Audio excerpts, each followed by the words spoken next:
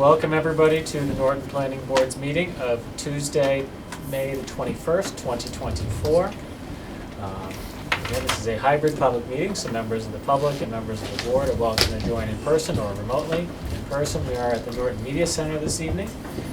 If those join on via video, there is a Zoom link available in the meeting agenda. Or if you choose to dial in by phone, the Zoom ID 638-929-1060, which is the same one it's been for about 4 years, so I've memorized it at this point. The meeting will also be available on Norton Cable Access. So, that out of the way. And just an additional note, if anybody would like to share comments with the board ahead of the meeting, they can please email them to Brian Carmichael, town staff, and they can be shared with the board and read into the record in advance if you are not able to attend. So, with that out of the way, I will call the meeting to order tonight, and I will start by first off apologizing that we set this meeting before the NBA sent the Eastern Conference Finals, so sorry. Diving into planning board business and policies. Laura, I know that you had one thing that you just wanted to discuss in general in terms of organization of Dropbox and OpenGov, correct? Yes. Yeah, I had noticed there was some discrepancies between the documents that were in OpenGov versus Dropbox. And I had just asked if we can ensure that we have all documents in both locations if we're going to continue to use both. And that if we could group like documents within a project so that we can easily ascertain how many versions there are and what the latest version is, just to make volunteers' lives a little easier. And Paul agreed and said he would work on that. Yeah, my apologies, I'm still getting caught up, but that's a priority this week to get that all aligned. And as we get more used to the OpenGov platform, if there are quirks where things do not work as we want them to, or there's a decision about how we want to organize things, we can, as long as we pick a lane and we stick to it, we should be fine, as long as we get some consistency. So. Yeah. Even you had mentioned file naming, that would be great if we could just be consistent with what the document is and the date it was created. That's all I need. Especially if the document's coming from the applicant, it's kind of hard sometimes. Yeah. But unless we're going to rename every file, which I don't want to see seems first not. floor scanner, please. Well, There's a lot of those. Well, there's that, but then you get engineering documents with their names, and we need to make sure we're on top of it to put the date and site plan, special permit application, something like that. They can't separate zoning board and planning board? You guys separate that? Yeah, you just click the drop down to. I thought but it's zoning / plan. Oh. Yeah, Well, it's by department. we're combined. Okay. I think I just scanned to the address and ignore all the other things. Yeah, so. no, it's just, Yeah, we'll get used to it. We'll figure out how we want to work it in best as we go forward. So. Since we're talking about logistics, there was something weird that I saw. I think it's Crane. It's in there special permit 4 and special permit 6. Yes. Right, there was, they had filed twice. I think it's still just confusion how we're setting it up, but there are 2 special permits for it, so one was for the common driveway, the other's for earth removal. They did a separate. They don't need to, but yeah. We can Got go it. into that when we get to the project. Got it. Okay. So, with that out of the way, I don't think we have anything else for planning board business. And actually, yes. So this is what we need to vote on now, Brian, or is that a separate? Yeah, just having Mike sign off for Paul. And that's something that we need to vote for? Yes. Okay. So, we don't have any minutes or bills at this time, so item D on the agenda is planning board vote for the department head signee. So, even though last meeting we voted to appoint myself as the designee to sign warrants and payroll and Laura as the alternate, we also need to vote to authorize the town manager to sign those timesheets on our behalf. so moved. Seconded. Okay, we have a motion and a second. Any further discussion? Okay. Now I'll now go through the roll here. Now we'll go to Aye. Eric, Yes. Laura, Yes. Alan, Yes. Jim. Yes. Thank you. And I will vote yes. So I do have a paper here that I will pass around here for us to sign. Do we need to have, we should have quorum in the room to get that done, to make it official for Mike to get everything done, so. Perfect. So with that out of the way, we'll dive into the public hearing section of our agenda. We have three projects that are up for discussion this evening. The first one is a request for a site plan modification, SDM-1. This is 18 Country Club Way. So I'm not sure if we have somebody from that applicant either here in person or here joining us remotely. Hi, I'm Daphne Small. I'm the owner. Okay, nice to have you. Thank you. Okay. So would you just like to just give a brief introduction of the project so we can go through it and Sure. address any questions that the board may have for you? Yes, and so we are seeking to use our existing deck space in the back of our home to add a sunroom addition on partial of the space, and then use the other half as open deck space, and then enclose the bottom as a shed. Okay. And Paul, I'll turn to you. The reason that this is coming to us as a site plan modification is because things that were on the original site plan are involved, is that correct? Yes, Brian, can I No, just stop sharing. stop sharing, and I'll just share that. So, correct, there was a definitive plan that was approved back in 1996 for the Norton Country Club. You can see that right on your screen here, where it's highlighted. That is a safety buffer setback line that was adopted as part of the definitive plan. And as Ms. Small said, that they're seeking a very small encroachment onto that. And so she had been working with our building commissioner, who had been in touch with town council, who said there should be a modification. I would say this is a minor modification to this plan in order to accommodate her request. So in general, in terms of process, the board would need to make a motion that we see this as a minor modification to the Plan A, and then B, that we would move forward with evaluating on its merits, correct? Correct. Okay. So moved on the motion. Okay. And Paul, did you have any other recommendations after talking with the building commissioner or anything like that about the project itself, or? No, we didn't have any issues with it. Okay.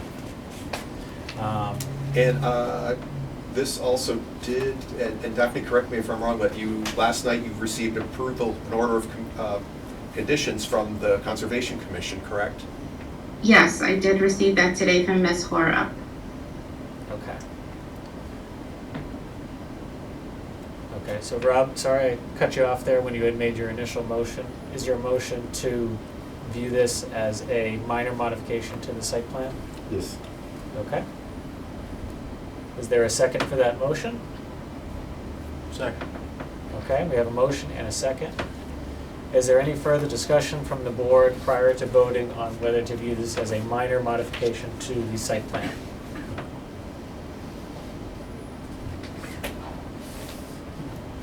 Okay. I will go through the roll here. Rob, I will start with you. Eric? Yes. Laura? Yes. Alan? Yes. Jim? Yes. Okay, and I will vote yes. So the board has deemed it a minor modification. Do we have any additional questions for the applicant in terms of what they're looking to do? Or are we prepared to move forward with a motion to approve the modification? Or would it be approve or endorse, Paul, in terms of this mechanics? Is it approval? It's an approval. Do you need a motion? I'd just like to make sure that the applicant is aware that because the planning board is approving the modification. The town does not assume any liability should there be any damage to person or property as a result of the encroachment of the safety buffer. Okay, Yes, Thank I you. understand. Thank you. thank you. So Rob, were you making the motion to Yeah. approve in the affirmative? Says you need that motion, yes. In a second. And would that be with any standard conditions, basically? Nothing special? Nothing special. Okay. So we have a motion to approve with standard conditions, Seconded. and we have a second. Is there any further discussion to approve standard conditions?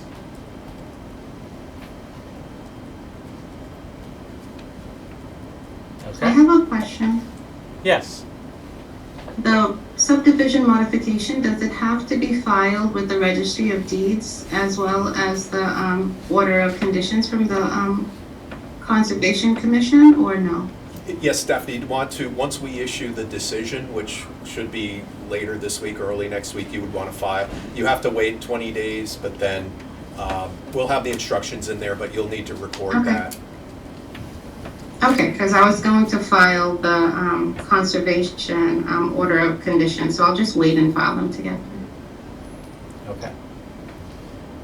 So we have a motion and we have a second. Is there any further discussion? Okay. Hearing none. Rob? Aye? Eric? Yes. Laura? Yes. Alan? Yes. Jim? Yes. And I will vote yes as well. So the motion to approve is completed. Daphne, thank you very much. Thank you, And everyone. apologize, you got caught in that plan circles from the 90s, so That's okay, at least now everything is squared away. that's the idea. Okay.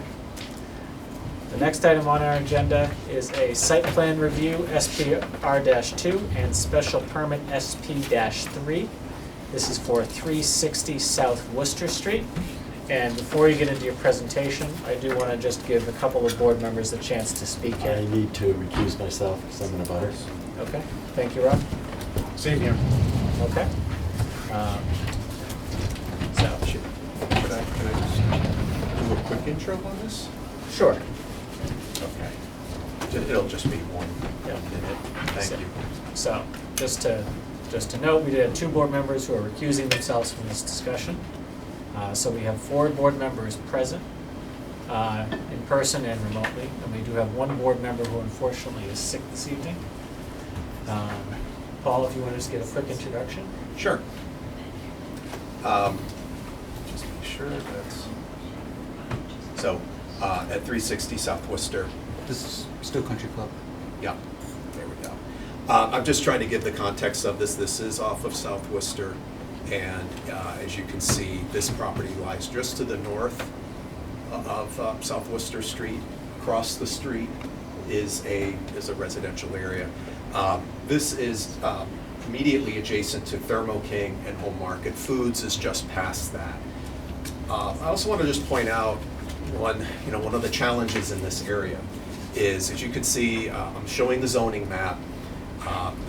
This area, the whole stretch along the north side of South Worcester is zoned industrial. On the other side is residential. This has been an issue for some years with an adjacent property.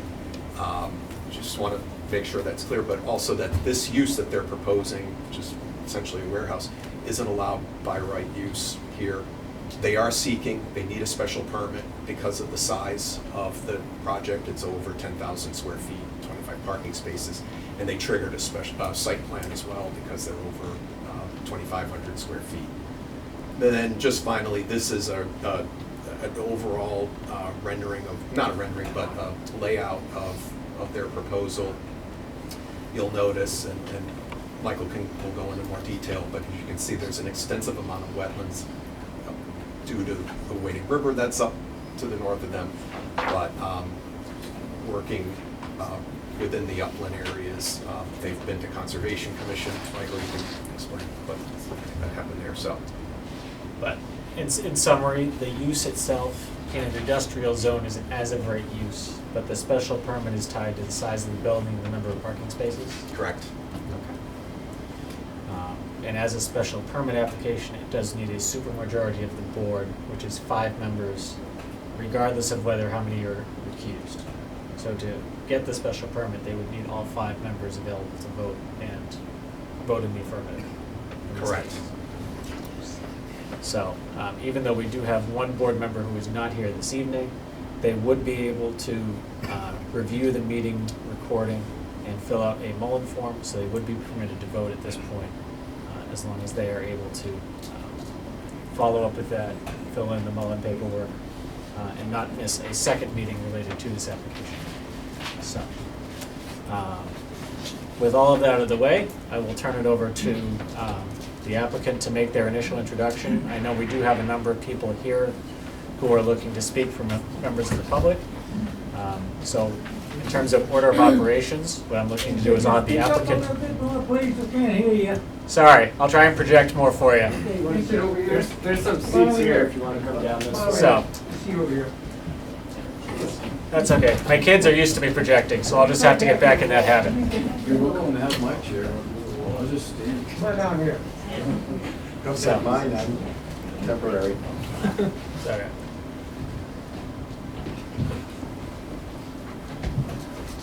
So what we'll look to do in terms of order of operations here is I'll ask the applicant to present, to give their overview.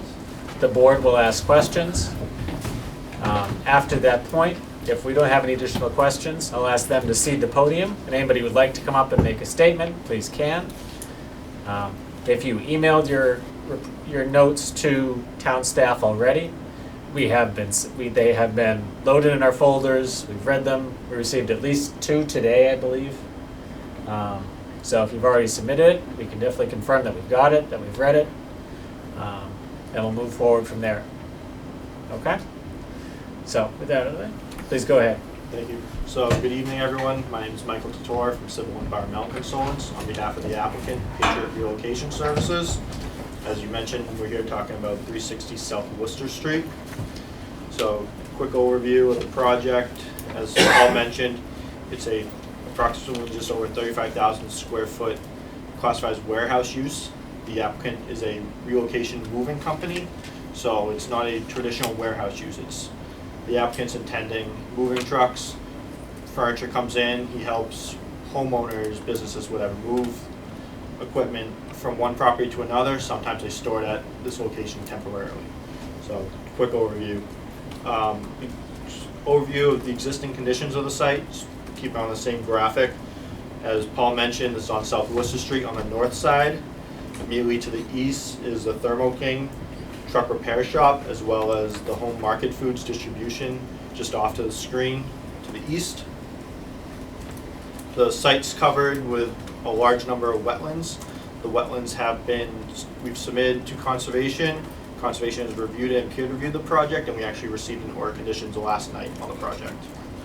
So the site as exists currently is predominantly a completely wooded site. So flipping through the project.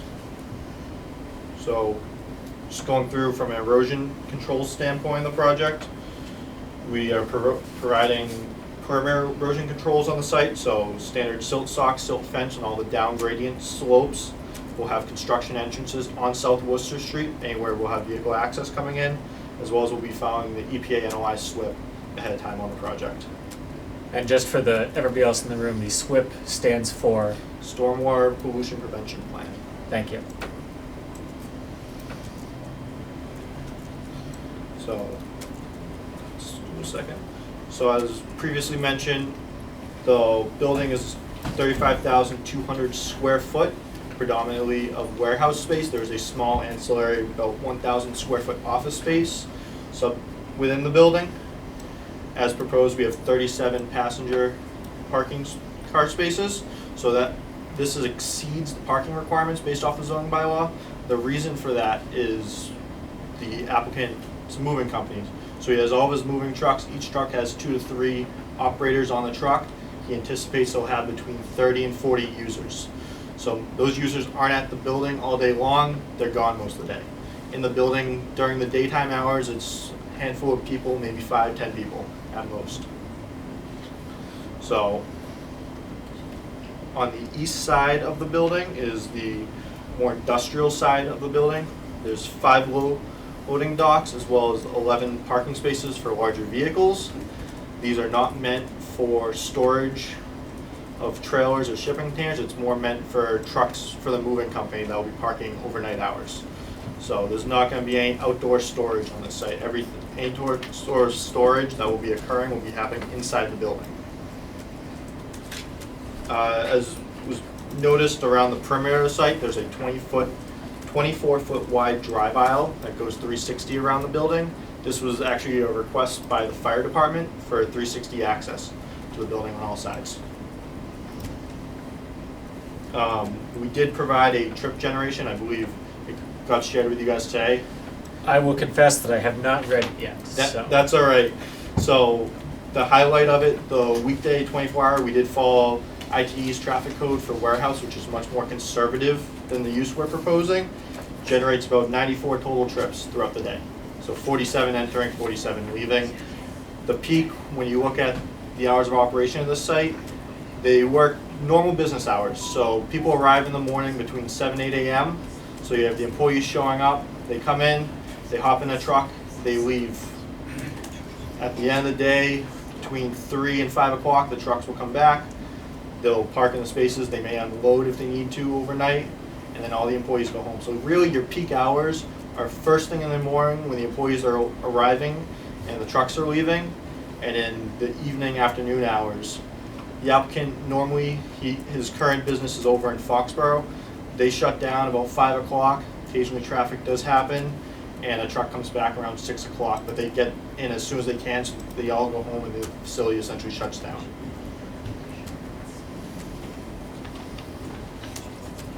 From a grading and drainage perspective, as I previously mentioned, this was before Conservation.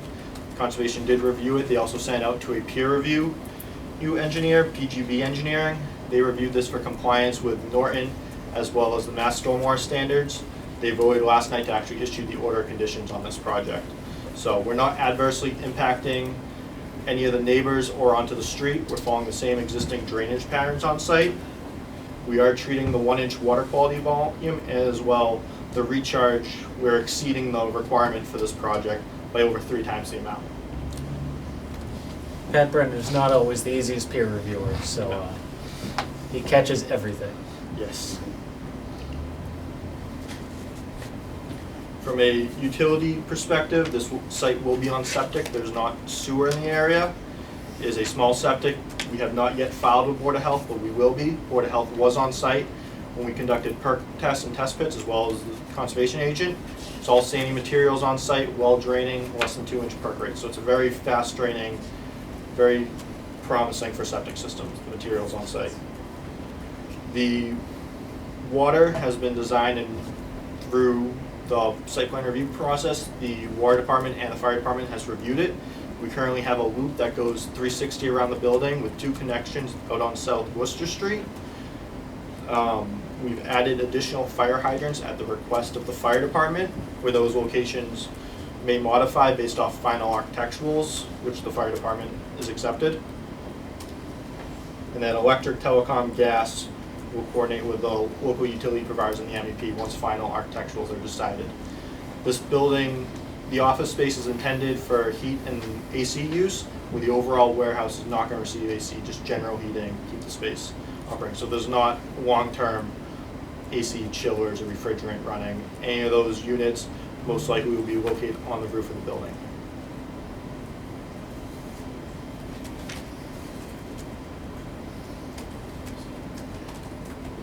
From a landscaping perspective, we do provide a very robust landscaping around the project.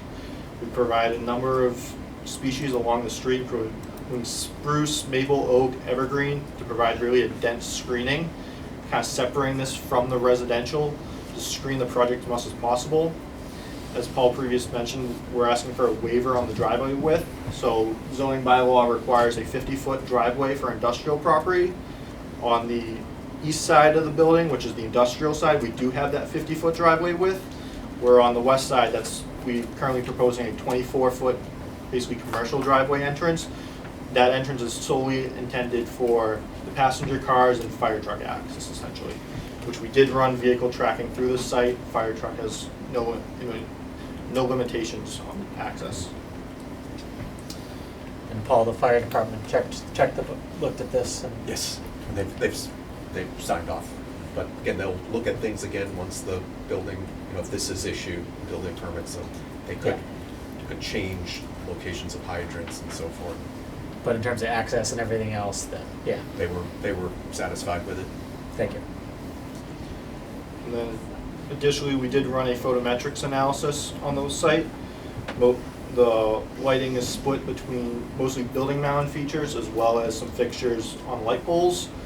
All the lighting has been designed to be dark sky compliant as well as 0 lumens at the property line. So we do have shielding on the lights to make sure we're not light bleeding outside the property. So we are well lit inside for access purposes, but we're not shedding that light out into the road. So in layman's terms, the spotlights have a panels that go shield to around. fund that. It basically means the light goes down, but it doesn't go out. Correct. That's the idea. Correct. So, overall, as I previously mentioned, we are requesting the special permit. The applicant would like to have the 35,000 square foot building. It's, as I previously mentioned, it's residential, essentially commodities mostly that they're moving, also business equipment. It's not, this isn't a distribution center, this isn't a warehouse. This is, stuff will come in, occasionally stuff will come off the truck. Lots of times it comes in on a truck parks overnight and it's back out the next day. This is not intended as any sort of distribution facility. It's a simply, stuff comes in, stuff comes out. So, with that, take any questions. You mentioned us staying on the truck. Is there kind of a, for lack of a term, kind of a pod aspect of this as well with metal containers and things like that, or not generally, or? Not generally. If there's shipping containers, they come in on a trailer, they stay on the trailer, they never leave the trailer. It comes in on the truck, it leaves on that same truck. It never stays on site, it's not gonna be stored there. And are any of these units generally refrigerated storage? Is it all No. ambient temperature? So Ambient it's not temperature. This is not a refrigerated facility. Okay.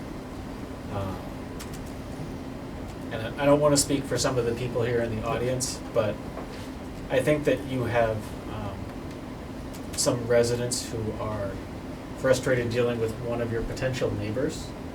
So there are significant concerns in the area around noise because it does border a residential area. You mentioned hours of operation. Are you amenable to hours of operation being included in the permit? Yes, the From- applicant would consider that, absolutely. And with something saying hours of operations being between, you had said 8 to 6, I was gonna say 7 to 7 to add an hour on each end of that. So that would be Yep. something that you would be That'd amenable be to? available too, yep. So there'd be no overnight No, activity and no overnight refrigeration running, Yeah. to speak to those points. Okay. So other members of the board have additional questions for the applicant at this point? Is this an expansion of Patriot, or is this a relocation from Foxborough? He's planning to relocate to Norton, Foxborough. I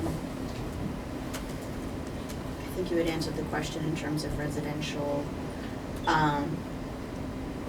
on-site storage, what % of the business is moving and 1% is storage within that warehouse?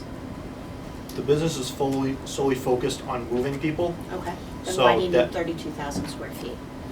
So there's only 1,000 square feet of office space, the rest is warehouse space Yeah, in the building. You have some space obviously for loading and navigating throughout. So he hasn't quite drawn up final architecturals how much space will be allocated purely for storage, but their business is moving. It's not storing equipment there. They'll help a customer, say if you have a residential, you're trying to move, but you're not moving to your new house for a week, yes?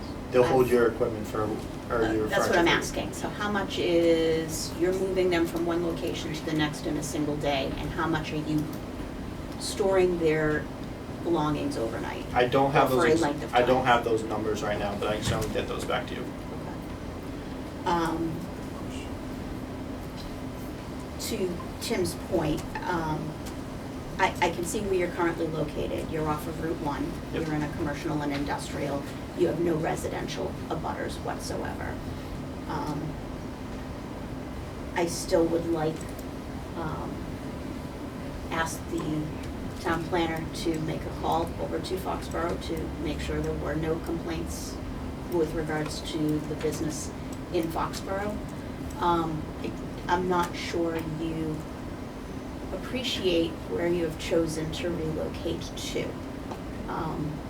In the respect of, there is constant complaints of noise, speeding, and the amount of trucks on that road. So I have some concerns about adding to that,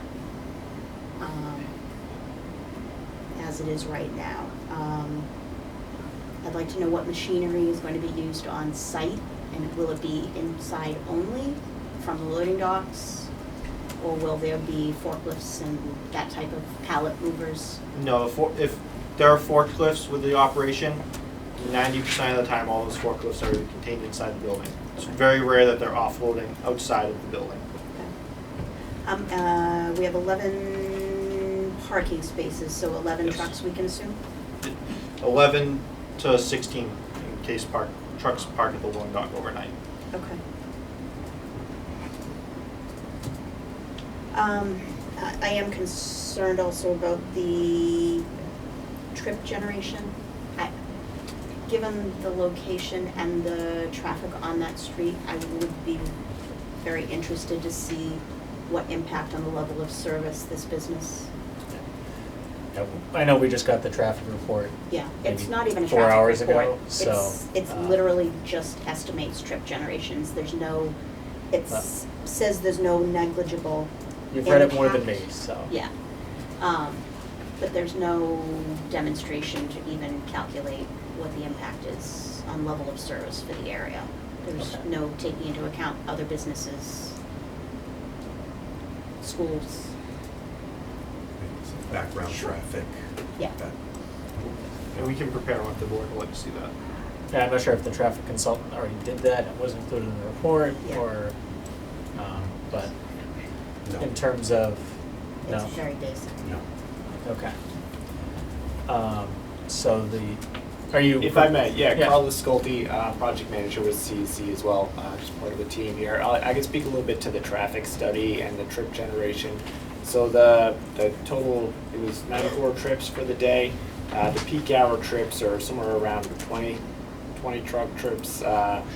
I think there was about 7 leaving, 14 cars entering in the morning.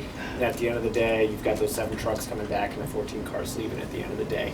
From a level of service standpoint, I can't imagine that would have any material impact on any of the intersections that would be used. I think one thing that we didn't mention was that as part of the project, we are happy to route the traffic turning left out of the development.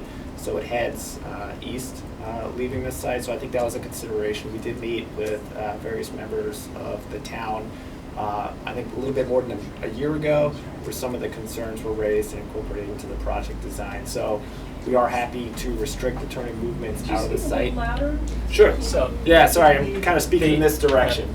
Yeah. The general point that he was making was that they're open to restricting truck traffic to turn left out of the site, so heading them towards 140, not the other way. Right, so and that was we had a meeting with the members of the town's departments a little bit more than a year ago about the project, and that was something, knowing the residences and the abutting properties there, we're happy to make that accommodation for the project design, so we certainly understand that.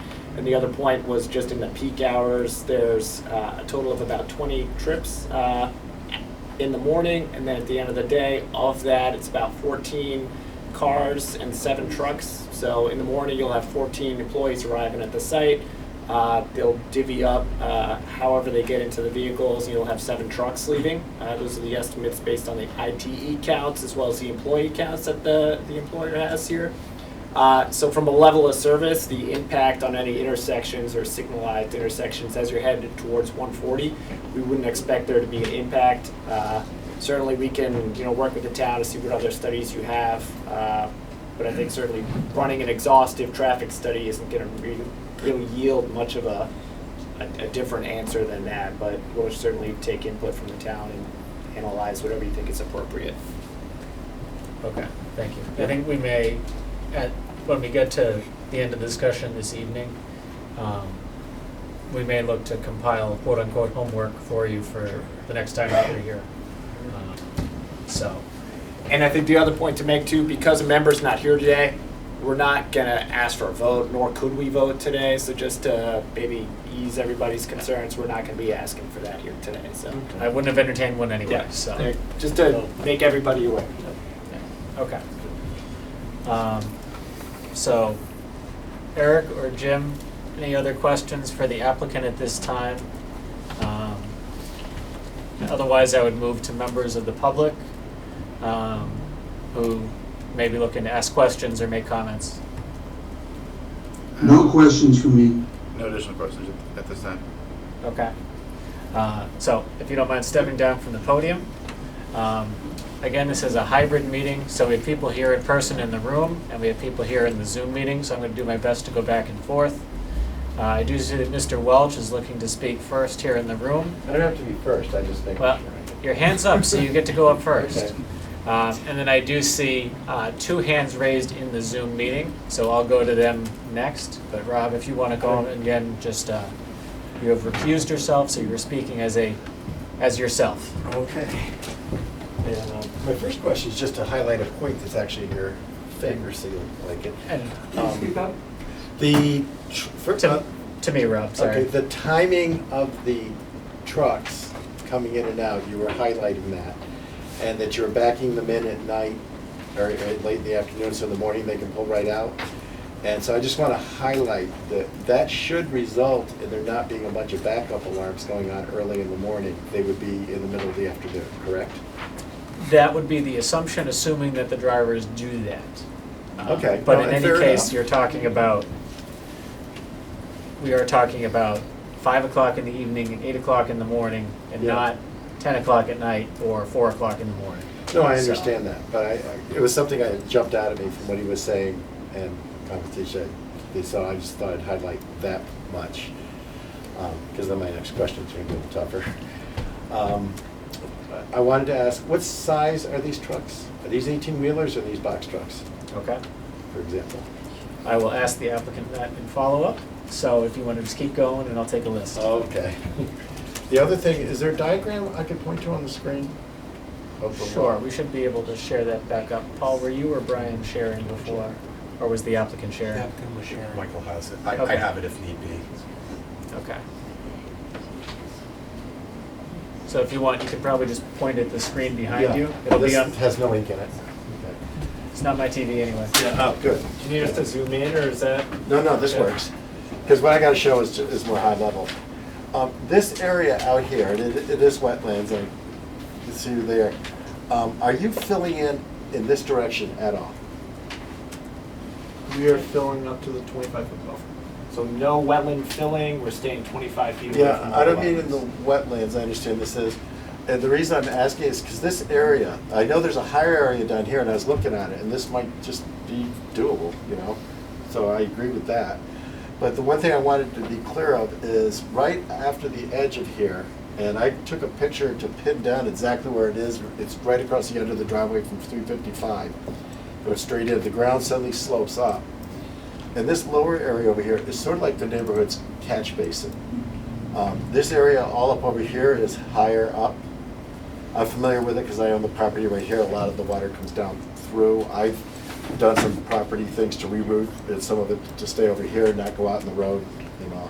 But the thing is, this, like earlier this spring, I was able to launch a kayak here and go wandering around the woods. It fills in. You know, it's no longer wetlands. It's a little pond with trees coming out of it.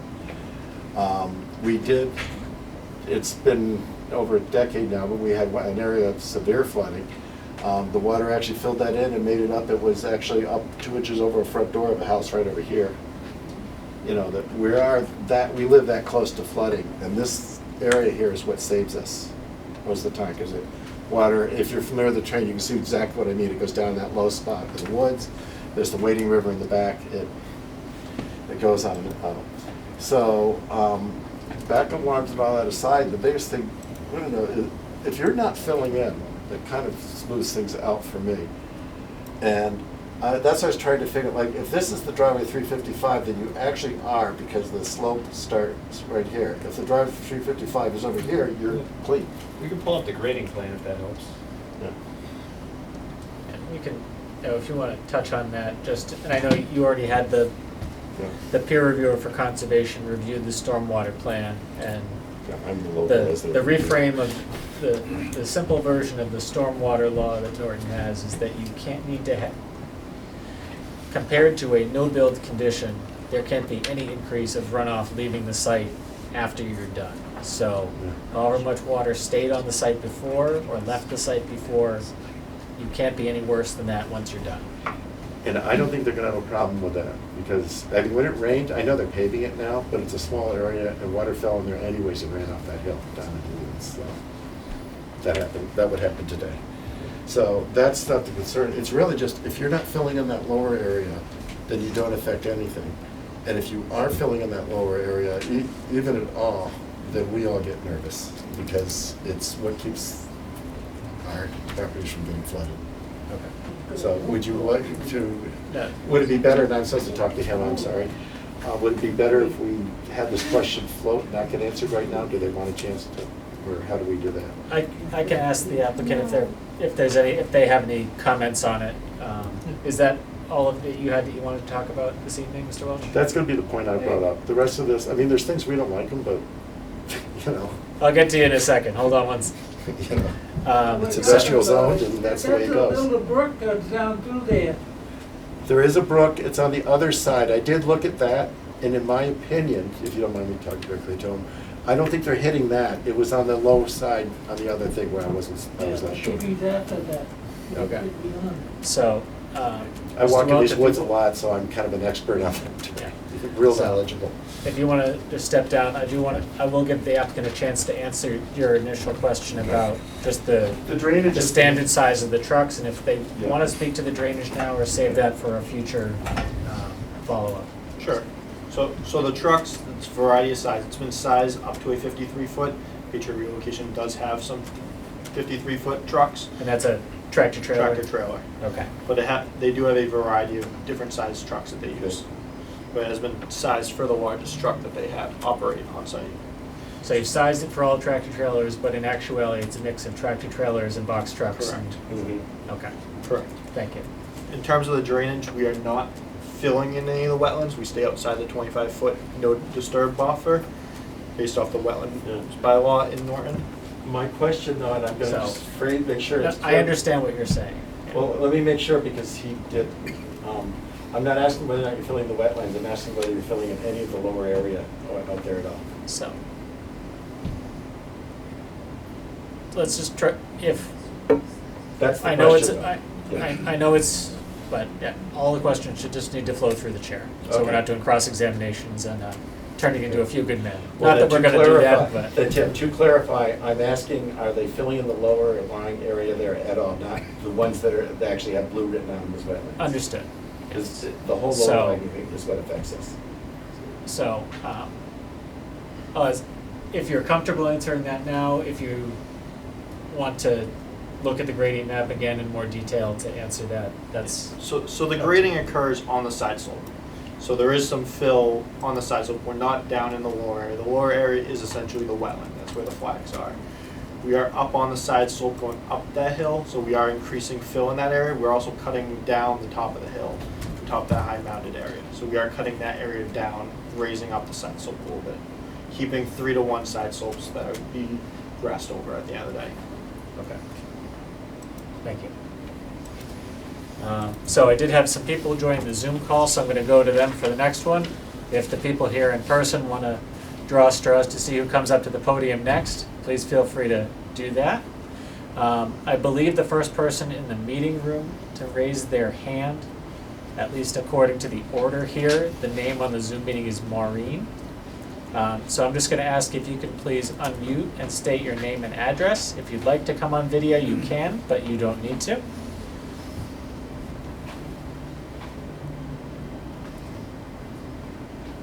So Maureen, I'll just sit here and give you a chance to find the mute button if you'd like. And if you stepped away from the meeting, then I will move on to the next person and circle back around to you. So I also saw that in the meeting, somebody whose Zoom meeting, which may not be their actual name, says Rebecca Clary. So if you'd like to unmute and just state your name and address for the record, please, and then I will recognize you. Rebecca Clary, 425 South Worcester Street. Thank you very much. So my concern is with the traffic. Where I am on South Worcester is where legally the trucks are supposed to be coming in and out. I know that they don't always do that as it is, but that is the stretch that the trucks go in and out is by my where we live. And we have many children on that stretch. The road as it is right now is unsafe. So if this were to pass, and you have that many more, 92 trucks coming in and out throughout the day with safety, I'm very, very concerned. Is the town planning to put possibly sidewalks to make the street safer? Or, I mean, it's dangerous on a good day, and now you're talking about 92 more runs coming through, and it's just very worrisome to those of us who have children, especially those of us who have smaller children, children waiting for the bus in the morning. We've had many near instances where children have almost been hit. So my concern is with the traffic. Okay. And I just want to, before you back, I just want to clarify that they said that the total trips, and that's across the entire day, was the 90 number, but there would be, they said 25 to 30 employees, so people driving in their normal passenger cars to get to work, and then they would leave in 10 to 12 trucks. And they would come back in 10 to 12 trucks, and then all leave in their cars and go home. So there would not be 90 truck trips throughout the day. Still, it's a lot of traffic, regardless if they're trucks or cars or whatever. It's a lot more traffic on a short span of road that has a lot of kids. Oh yeah, I just wanted to make sure that the numbers were clear and that we weren't, you didn't Okay. have the impression Thank that there you. were 90 trucks and then all the people associated and all of that. So, just to make Okay. sure that, but no, understood. I frequently drive up South Worcester and Woodward and all of those related streets, so, thank you. I did see the person on the Zoom Thank meeting you. whose name says Maureen come off mute and come on video for a second. If you'd like to, I called on you before, so if you'd like to just state your name and address, you certainly Yes, can. sorry about that, I couldn't get it off on mute. So Maureen Grabo, 5 Lisa Drive. I have a question regarding the trips. If they arrive after business hours, where will the trucks stay? Will they be able to get on site, or is there a staging area? So they would be on the site, either in a parking spot or at a loading dock. And the applicant has proposed a landscaping plan with trees to shield the building somewhat from view from across the street. I'm sure that you would be able to potentially see some of the building and some of the trucks through the trees. But they have proposed landscaping, and they would stay on the site. So it's not a gated facility then? I do not believe that they have listed a gate on the site plan, but I will ask them. Okay, and I had one other question.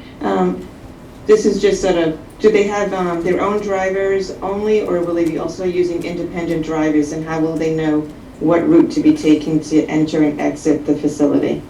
Sure.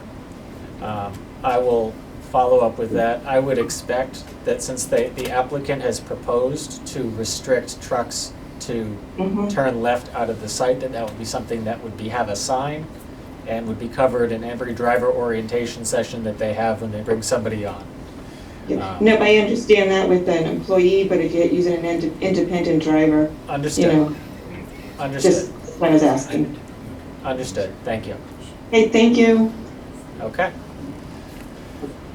Got a short follow-up. So I'm gonna go Yeah. back and forth here, so I'm gonna treat you like any other member of the public, Rob, so you're gonna have to hold No, on I to know, a it was a second. follow-up to what she said, I didn't know if you Yeah. want to keep the 2 points. But yes, so in terms of, is there a gate proposed at the site or not at this time? So not at this time, there's a gate proposed, it's proposed to be open. If that's something that the board would like to see, we certainly circle back with the applicant. I'm not sure if it was just a clarifying question, not necessarily something that I'm stating a preference for.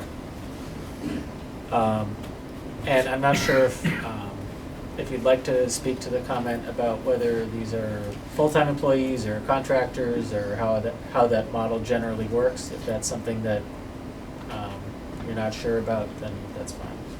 Or if you're not comfortable answering. Yeah, they primarily use their own drivers. It's very, very rare they use independent drivers. It's all their employees who are coming to the site every day, or their drivers. And on the site plan, there is proposed signage for the left turn only access. Thank you. Okay. Taking 2 comments from the Zoom meeting, so I'll come back to the room here. If there's somebody who'd like to come forward and speak. I will just say that before you please come up, we are not going to recognize any comments that come in through the Zoom chat. If you would like to speak, you do need to be recognized and speak directly. I'd ask that you please use the reactions function in the Zoom meeting to raise your virtual hand, and then I will know that you're waiting to speak. And I do see we have one person waiting in queue, and I will get to you next. Hi, So- I'm Barbara Childs, 333 South Worcester Street. Thank you. So I'm right on the bad curve. That's where I am. So a couple of the points I wholeheartedly agree with. I would encourage you to drive down our street on an extremely rainy day so that you can see the flood. I've had my pump on consecutively since December. So, and I'm higher up, but it all is coming, so it's a very wet road.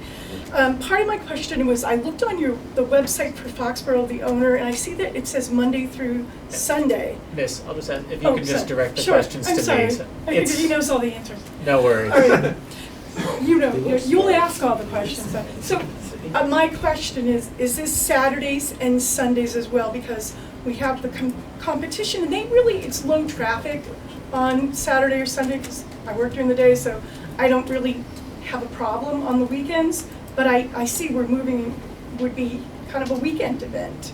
So that is a concern. My other concern is the nature of the road, because adding this extra traffic, the road on South Worcester is not the best road in town. These additional cars are going to cause problems. I have enough trash that's been thrown on the side of the road from employees. So part of this would be wanting a kind of a good neighbor feel, because I'm not opposed to business and economics and lowering our taxes. I moved in when Cisco was down the road, so I'm no stranger to large trucks.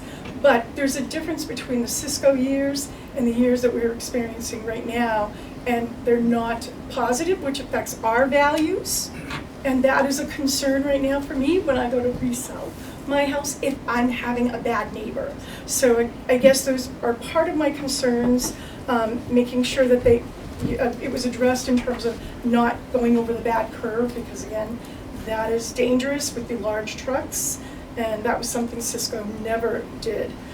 Trash, road infrastructure, good neighbor policy, the question about leased trucks and employees, because we have a lot of transient employees with the competition. So I think that's another valuable thing to know, what's the turnover rate, and, because that does affect the neighborhood feel.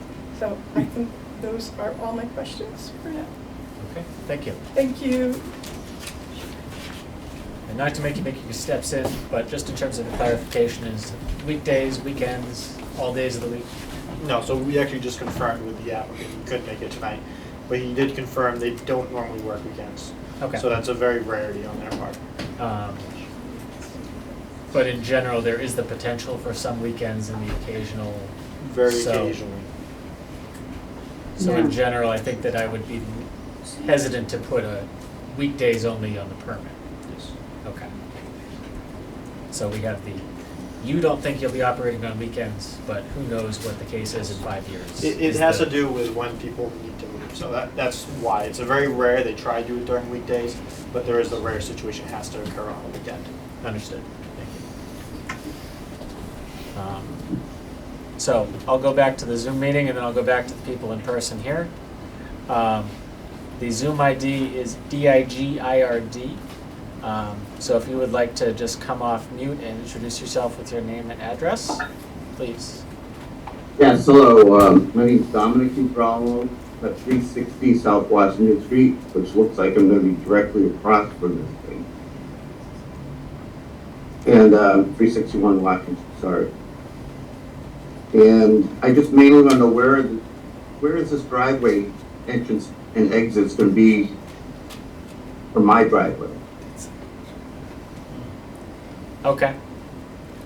And just to And I don't have to show it on the board at all. I wasn't sure from that. I can just tell where my house is at. okay. And just to confirm, your address is 361 South Worcester Street. 361. Okay. He did say Washington too. At one point, I think you said Washington. You threw everybody for a loop, thinking you were over by the middle school. So Sorry about that. no worries. Okay. So in terms of the driveways here, let me see if I can pull this up and go from the map here. So the applicant is proposing 2 driveways, one of which is for generally passenger vehicles, and that one is further away from 140. So closer to when you look at Parker. But in terms of, let me see, can't really see the wetlands here on the, We got the one came up here, so it's in the middle. yeah. Mr. Chairman, we can show it on the map. I think we You have were able to find you have where it is. the residential addresses on the opposite side marked? We cross-checked it with the Google image. just to Okay. confirm. Sure, if you can share that and just, sir, if you can just, they should be sharing on the Zoom screen here, if you can see here. So, So 361 should be right across, diagonally across from the industrial entrance. Bring up the area. so it's not, so it's kitty corner from your driveway, it looks like, would be the larger entrance where the trucks would be going in, according to this map. So your driveway is not directly in, it's in between Okay. the driveway of you and your neighbor, is basically where the large driveway is currently shown on the map. Okay. And obviously the lady before me has hit a lot of my points with the traffic and the conditions of this road as it is not really great anyways. And a lot of trucks come out of Cisco, or that area where Cisco was, and go the wrong way down South Street as it is. So we're concerned about adding more. But I just wanted to make sure that my concerns are heard on that. And are there going to be any of these trucks carrying any kind of hazardous materials? I can ask the applicant, but my expectation is no, because they are moving generally household and business goods. They are also required to have a pollution plan for the site. Okay. Yeah. Yeah. Yeah. Like I was saying, is we're just concerned also about our property value going down and the increase of trash. So yeah, good neighbors is something we're really looking into. Thank you, sir. Thank you. Okay. Anybody here in the room here that'd like to come up? I see, I'm sorry, I saw his hand first, so I'm gonna go to him next. And then I see you, so I won't forget you. Sir, please come up and just come to the podium and just say your name and address, please, for the record. Thank you. Sorry, didn't mean to have that there for you. How you doing? My name's Tom Beauchesne, and I live at 8 Hadley Road in Norton, Mass. And I'm about 300-400 yards away from that property as the crow flies in the back. So I had sent an email to Brian yesterday. You said that you've read all the emails, so you must have read mine. And I'll just like to reiterate them for the record here, in that I want to acknowledge that you guys have heard me, because my number one question was, are you considering the peace and quiet and safety of us in our homes in making this decision? And we want to make sure that that's a concern in your evaluation of this project and proposal. And from two of the members, I've heard some positive questions in that regard, so we appreciate that. The second question I had wasn't really for this, but you said that if I emailed it, it could be brought up. So is there any, the question is, and you've alluded to it already, is the former Cisco property, the noise is horrific. Pardon me. So my question is, does the town have a mitigation plan to address the existing noise problem from that property? Norton does not have a noise bylaw, so any enforcement would be based on the state noise guidelines, which are based on levels 10 decibels above ambient. And ambient means what it is without? Correct. All right. So well, I think we're definitely exceeding that. And there are a number of different, however the state wrote the rules is not necessarily plain English. Right. The building commission and other town staff would be the enforcement authorities for that. Okay. I understand that you have probably talked to them before about Talk to the this. health, it's at some point you determine, is it worth really talking anymore, because nothing happens. So that's kind of where we're at with the health department. And then the third question is, why would we consider another potentially nuisance neighbor when we already have problems with the existing one, which you've already brought up? And I'm hearing a lot of mitigants here, and I appreciate that you're addressing these, but almost all of these are very easily overlooked 5 years down the road. You can put all these things in the deed restriction that you want, but as you've already alluded to, the existing property over there, the trucks are going the wrong way, it's really loud, it's a problem. So it's great that you say the limitation is 7 a.m. to 5. It's great that you say that you're limiting the number of trucks, and it's great to say you're limiting the percentage of stored material, and it's great to say you're limiting all these things, but it's an awful lot of limitations that you're leaving it up to them to self-police, which, if you, pardon my skepticism, but I'm skeptical. So anyway, that's it. I just have those concerns, and I appreciate you giving me the time to express them. And I'll just to respond to some of the points, I think, just to clarify, the hours of operation that we're proposing, the applicant's agreement would be part of their permit. So it goes with the building. For something like the Blue Star Industrial Park, they did not, even though the hours of operations of certain tenants were limited to business hours, they said they would not accept a condition of hours of operation because they don't know what the next tenant would be. In this case, the hours of operation are part of the permit for the building. Right. But from as I think the planner noted in the beginning, the site is zoned industrial. So this is, from a use perspective, an as of right use. But they do need a special permit because there are a lot of exceptions. Yes, there are. But So in terms of, it would be challenging, let's say, I'm not a lawyer and I don't pretend to be one, but I think it would be an uphill battle for the board to say, we don't want this use here in a zone where the use is as of right. Okay. I think that as long as you're considering all these other, these issues. Yes. And that there's something, is there any potential follow-up to the existing problem with the noise, which is really, I think, my primary concern, and the primary concern of a lot of the people here in this room? Sure. Paul, I'm not sure if you want to speak to any of I'm sure that you have been in discussions with town staff as this project has kind of come to us in terms of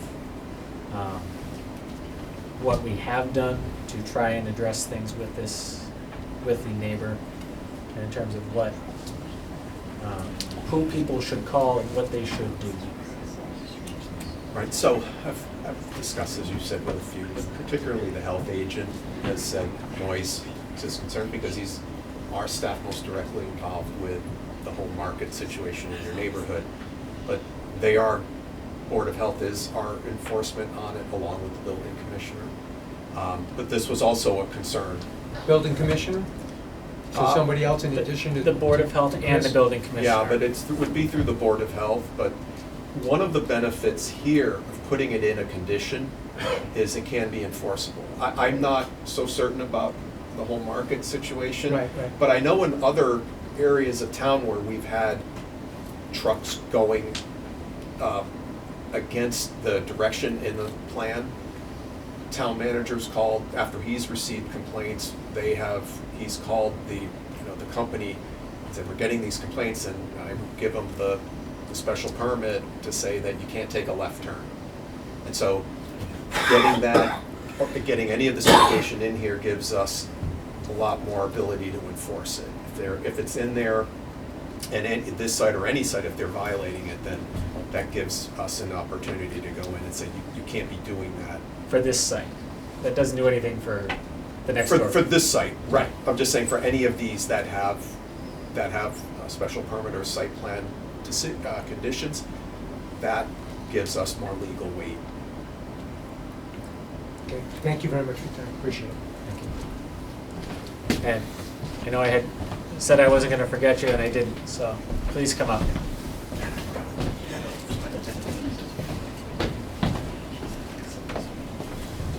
My name is Ruth Snyder, and I live at 381 South Worcester Street. I have a big concern of safety. South Worcester Street is a narrow road. You cannot have two trailer trucks cross side by side and be walking, because you'd be dead.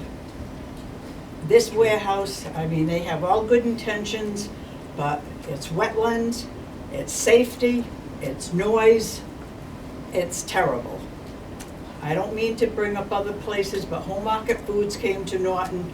They said they were gonna have 20 to 25 trucks a day.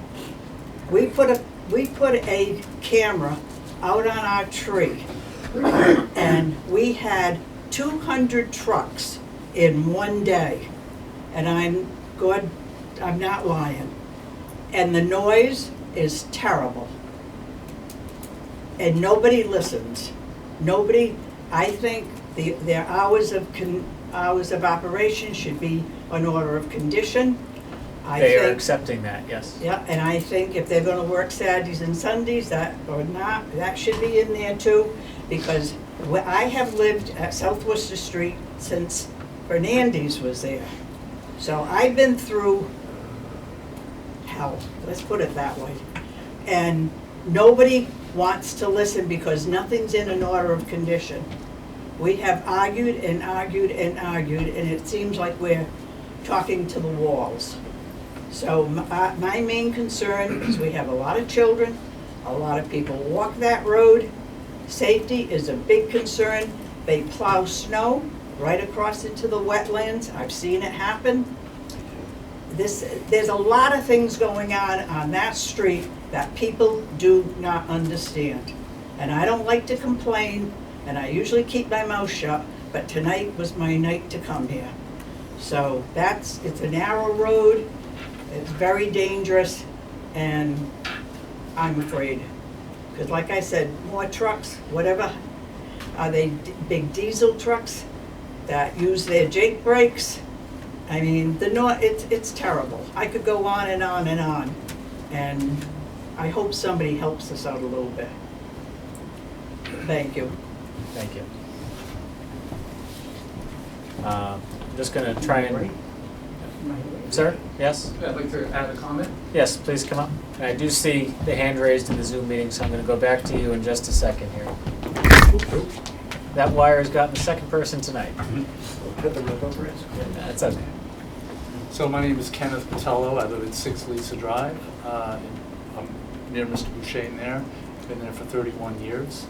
I just want to say that I'm opposed to this permit based on the fact there are so many complaints going on already about the noise coming out of this area, the noise pollution. and the air pollution, the light pollution, the threat to children on the street. And you have to consider that. And if you don't, you have to own it. And you'll own the ramifications, each one of you. So I'm asking you to reject this request. Okay? Thank you, sir. Okay. Thank you. And Maureen, I see that you have your hand raised in the meeting again. Is there anything additional that you wanted to add? Yes, sorry. And if you I could have just, 2 more questions. and if you can So- just say your name and address again for the record, so when we watch it back, we all know. Maureen Jarbo, 5 Lisa Drive. Thank you. So I have 2 questions. One is, they had mentioned 94 trucks coming through 2 ways, in, exit, and possibly in employees. They So said my question 90, is 90 that correct? trips in total. So the expectation is that there would be roughly 30 people showing up in the morning for work. Some of those would be office staff, some of those would be people going on a truck. Yep. They would load into 10 or 12 trucks. Those trucks Yep. would leave. They would come back 3, 4, 5 in the afternoon. And then those 30 cars that people showed up in the morning would leave at 4 or 5 o'clock whenever they were done.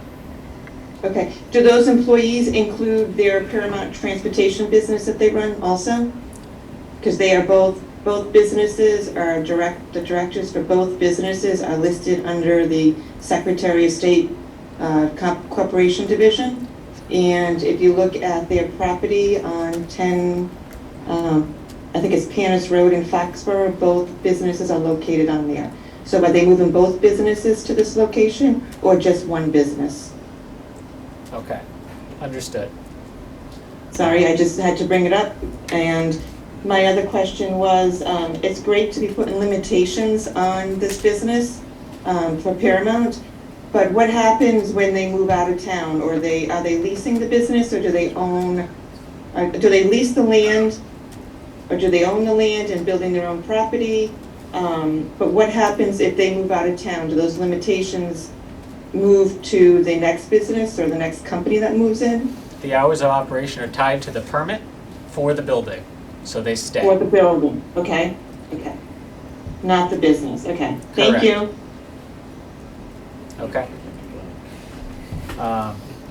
So just to, if you don't mind coming up, I have a couple of questions that I saved up for you here, just in terms of clarification of, is it both Foxborough businesses that are connected, or is it just one? So Paramount Transportation Systems is a company based out of California. They are a client of Patriot Relocation. Thank Patriot you. Relocation serves as a subcontractor to them for service in this region.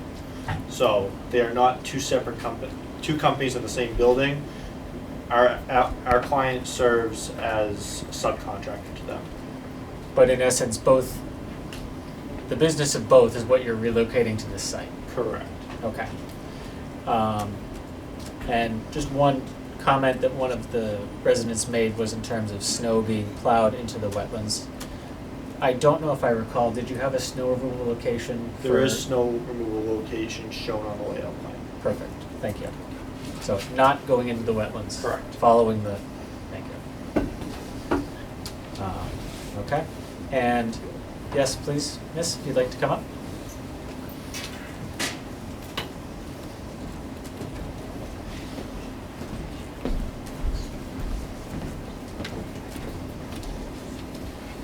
My name is Janine Izzo. I live at 13 Margaret Drive, and I know a lot of, everyone's brought up a lot of the things that I'm going to say. But my main couple of concerns are the noise that is already present, that I feel that when this business goes in, they're having to clear a large area of land that is in a buffer that is holding back some of that noise. When that's cleared, how loud is it going to be after that, right? I'm also worried about the light pollution. I know you said that the lamps are going to be facing down. Will they be a good neighbor? And if they're still, if it's lighting up the sky, and I feel like I'm living next to a mall, you know, are they going to do something about that? You know, So- once they're in, if there's a problem. So, So, were you able to access any of the files for the site? or No, that's Okay. the other thing. I never had any kind of, Okay. you know, never had any notification of even this going in. So I'm just finding this out So- all really So- very recently. So the notification process for abutters, based at, I think it's state law, is that notifications are mailed out for abutters of abutters within 300 feet of the site. So you go from the site, 300 feet in every direction, you find every abutter, and then you go whoever's next to those lots. So those are the people who get an official notification, and some of them are here. If you'd like, the town planning board does maintain a public access file where you can see all of the documents that the applicant has submitted. One of those is what they call the photometric plan. So it shows, based on the lights that they're saying they're going to put in, Okay. you'll see, here's the light, here's where it's bright, and then it will drop off to 0. And they've stated. Where do I find that? It should be linked if you go to the Norton website, and then the planning board, and then there's a folder. If my computer doesn't die before we shut down, I can. You can access it on the website? Yes. Okay. It's a link to a Dropbox area where you can see all the files. Okay. And you can look and see where the light stops and where it kind of fades out. Because obviously a light that's further away, you don't see it as much. And if they have those covers going on it down, the light is focused and you're not seeing light Right. horizontally. And they've said that they designed the lighting to not extend beyond the property line. So would you be able to see that there are lights over there? Probably, but would it be lit up? No. That is what they are proposing to I mean, I'm us. sure that, the people who live on South Worcester are worried about that too. I mean, you wanna have a nighttime to sleep and, Yes. so, okay, well, thank you. And if you do have any problem finding the files, you can definitely reach out to town staff and they can give you the link directly via email. Okay, thank you. I'm going to go to somebody on the Zoom meeting, and I see you next, sir. So the hand that I see raised in the meeting is Kevin Driscoll. If you'd like to just come off mute and just state your name and address. Yeah, my name is Kevin Driscoll, 10 Abbey Road in Norton. Okay. And I do hear a bit of an echo, so I'm not sure if you have a second screen going there. I do not, I can grab some earphones if you want to go to somebody else. So. Okay. We can still make it out, but just wanted to see if you can go ahead.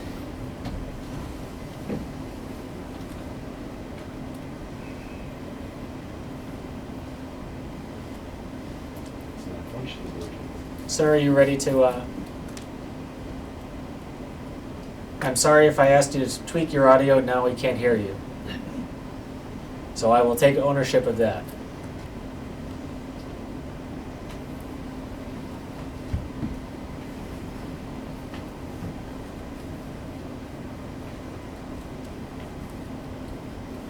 Any better now? Any better? Yes, that's better, thank you. Can you hear me any better? Yep, I hear you. Can you hear me any better now? We hear you, yes, thank you. Okay, I'm sorry about that. No worries. Kevin Driscoll, 10 Kathy Road in Norton. I'd like to reiterate what a couple of the other folks said in the meeting, that the noise from home market food is just ridiculous, and it's gotten worse over the past few months. And the second question, maybe I missed it earlier in the meeting, but with this new project, I mean, why can't this go into one of the other designated industrial parks? I mean, right near the highway, where we've already had, tax easements and things like that to set up these industrial parks. Why can't this project be put there? Sure. That's it. Thank you. I'll give you the simple answer to that one. This is where the applicant says they want to go, and it is zoned an industrial lot. I'm sure they looked at the industrial parks too, and this is the choice where they're choosing to apply for their permits. So, it's, as the planning board, it's not our place to tell somebody where to go, just like it's not our place to tell a homeowner that they shouldn't do X, Y, and Z that they want to on their own property. Yeah, okay, fair enough, just thought I'd ask the question. But yeah, no, This could be all. it certainly I'll- entered I'll- it certainly I'll- entered my mind I'll- too, so. Yeah, I'm sorry, say that again? it certainly entered my mind as well. Okay, thanks. I mean, all these questions might be 5 books at that. But thank you. And just, again, home market foods, just crazy. Understood. Thank you. Thank you, sir. And I'll just ask if you can lower your virtual hand, and that will save the ADD portion of my brain from going just a little bit crazier. So, sir, I can figure out how to do that. Okay. no worries. Thank you.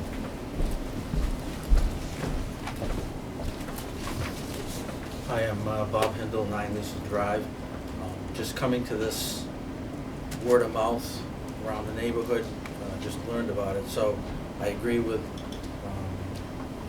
my neighbors and about the safety and the noise and everything. So my question is, just because it's new, and I want to understand why they want to leave Foxborough when they seem like they have a pretty decent transportation path. And are there any incentives the town gave them to come to town? Just wanted to. I'm not aware of any incentives the town has given in terms of a TIF or anything like that. No. Were they good stewards in Foxborough? Were there any complaints about the organization in Foxborough? That is something that we mentioned earlier, and I think the planner was just going to check. From our understanding at this point that there were not, but they were also on Route 1 in Foxborough, which is a different kind of environment than they're looking to go into. Exactly. So that's all I wanted to know. Just trying to get up to speed. Appreciate your time. Thank you, sir. Okay. Anybody else in the room who'd like to come up and speak? I don't see any hands going up quickly, but just making sure that. Okay. I do see another.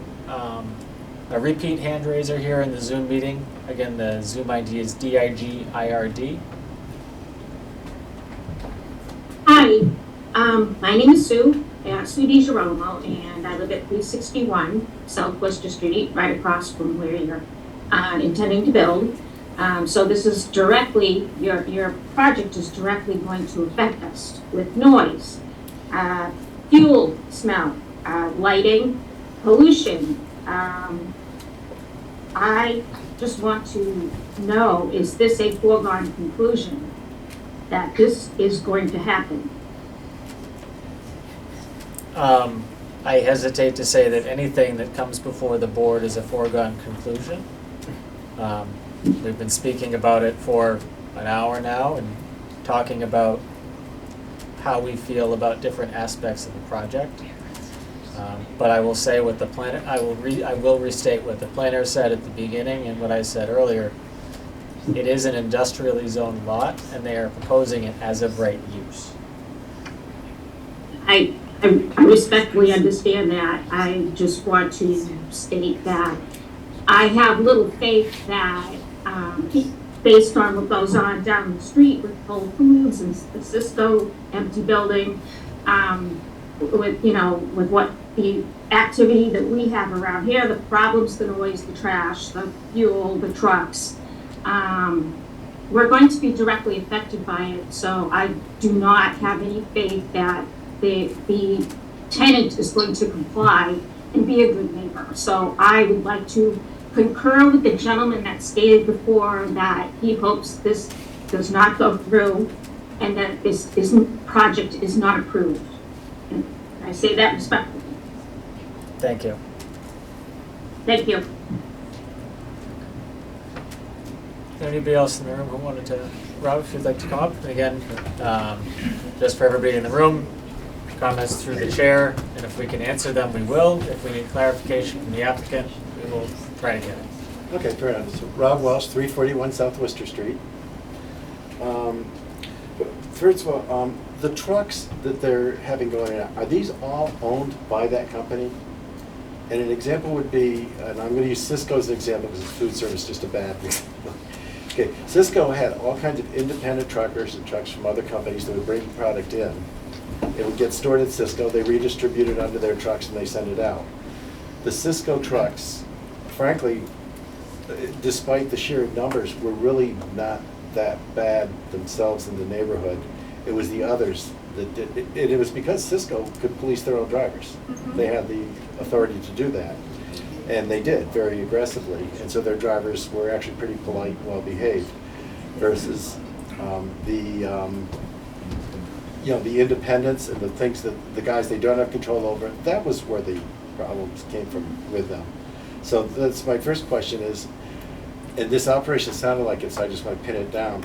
The applicant already stated that they Own tend to every- use their own Only hired trucks, drivers. Not, and they that's- didn't, they said drivers. Drivers, and Yeah. that's why I'm asking trucks. So it's their drivers. Yeah, whose trucks? I can clarify that.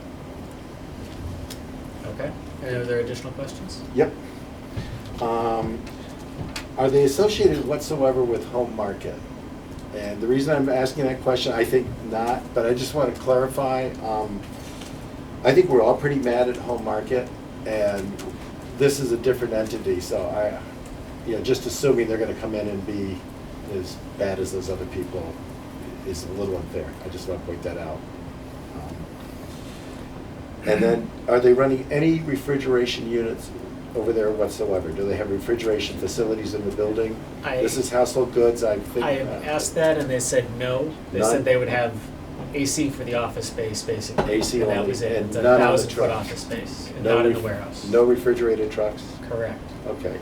And I'm pointing that out because that's where most of the hum and the noise does come from. And I'm not trying to sell this idea at all, I'm just trying to separate out the points. And then, commercial tax income, like that did just come up briefly, and they said there's no known TIFs and everything. So. Not that I've been made aware of. Yeah. So to our best of our knowledge, I'm gonna phrase it that way, this is some commercial income Foxborough is currently enjoying that would come to Norton. And I'm just There bringing is. that up because there is other topics, which I know you don't want coming into this room, but you guys know why that matters to us. I would say that Yeah. it is important to grow the tax base. I would also say that one building does not No, it's not gonna make a difference. make up for a town-wide challenge in budgets.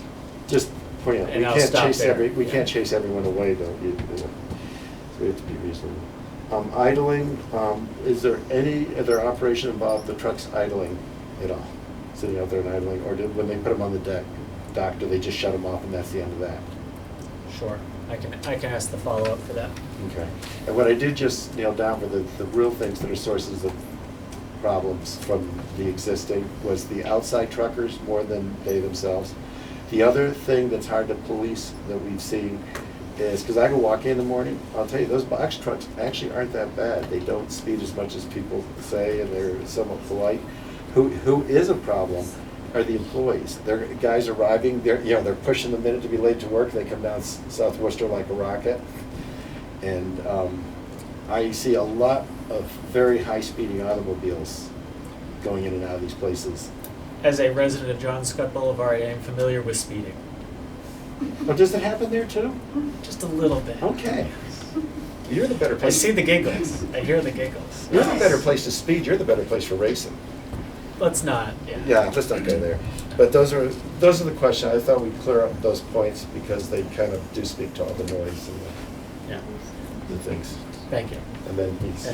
And I'll just ask if you want to just comment, just to speak to you're going in proximity to home market foods, and you understand that they have, do not have the best reputation in the area, but you're not associated with them in any way.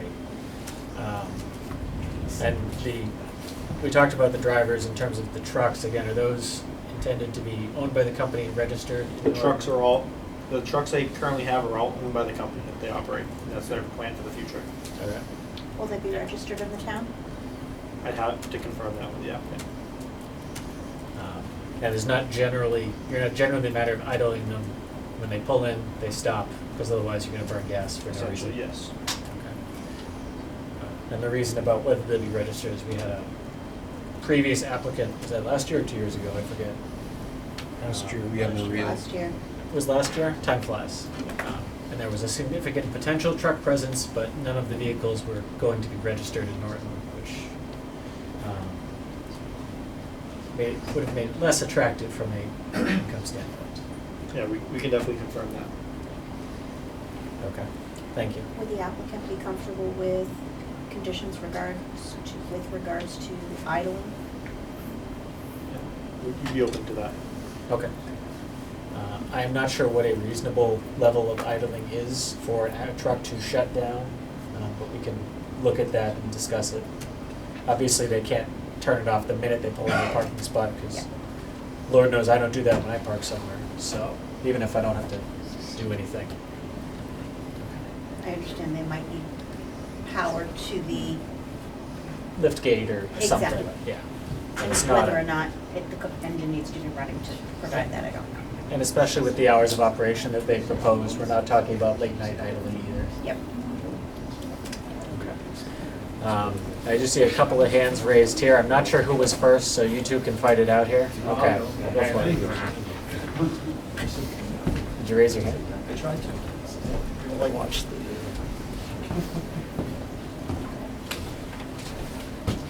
All right, so it's clear that there's a conflict in the zoning between industrial and residential here. Why isn't the town taking that into consideration? And why, you seem to dismiss the notion rather casually that, hey, it's industrial, I can't do anything about that. You know, it is a little bit, I find that a little bit offensive because it disrespects our opinion that we see a conflict and it should be righted instead of, you know, just going along with the current definitions. So,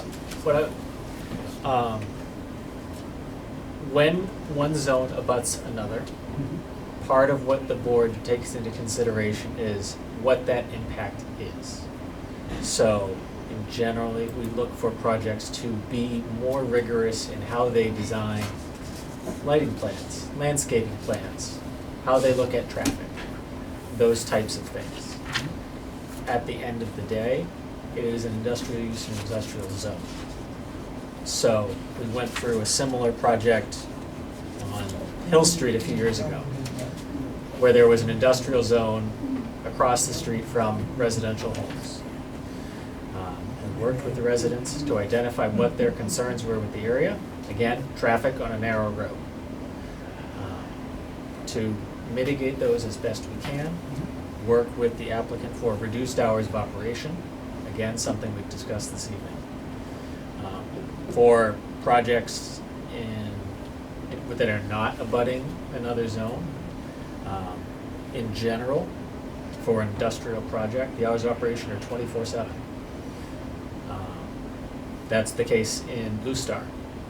That's the case in some of the properties by what used to be Gold's Gym, I forget what it's called now. So those are the types of things that we look at. We look at setbacks as much as we can. We don't want sick people going right up to the setback if they're against a boarding or the zone.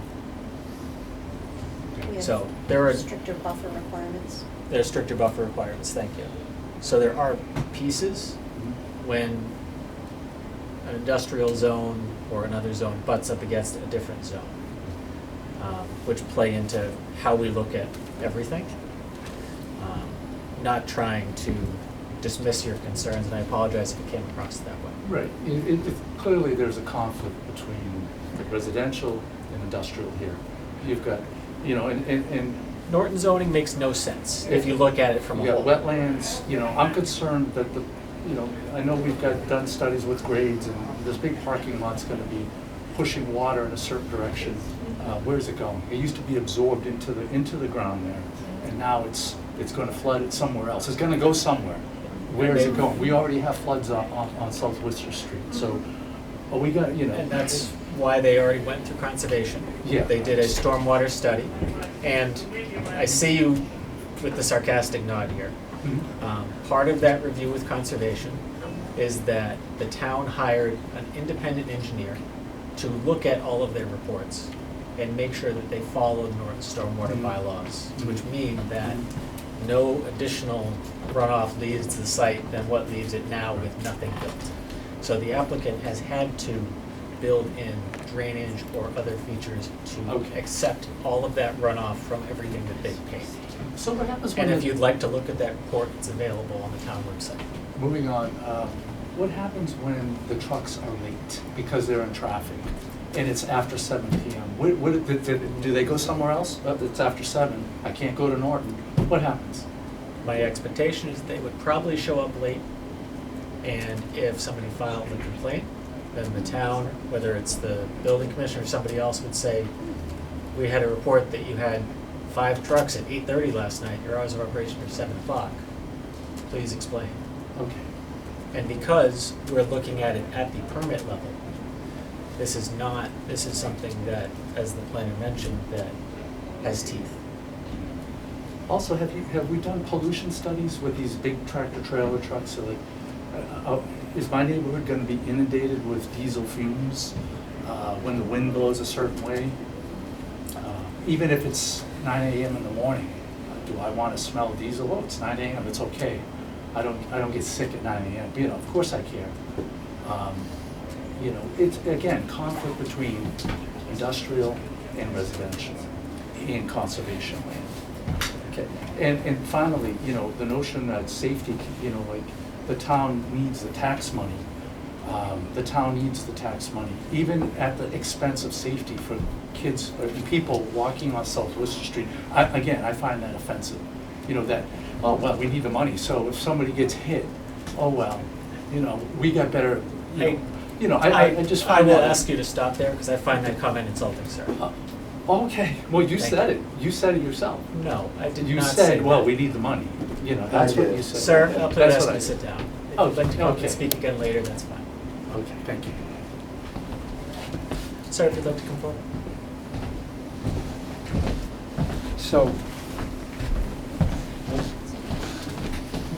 So I just wanted to comment about if this were to be approved, we're talking about no refrigeration on the property. And I just want some sort of assurance that if you were to move forward with this, that that would be a condition that stays with the property and that a subsequent owner can't all of a sudden decide that they're gonna have refrigerated storage and we end up with the same problem with noise. Is that something that is a reasonable request? That is something the board could condition. The applicant has stated they will not have refrigerated trucks.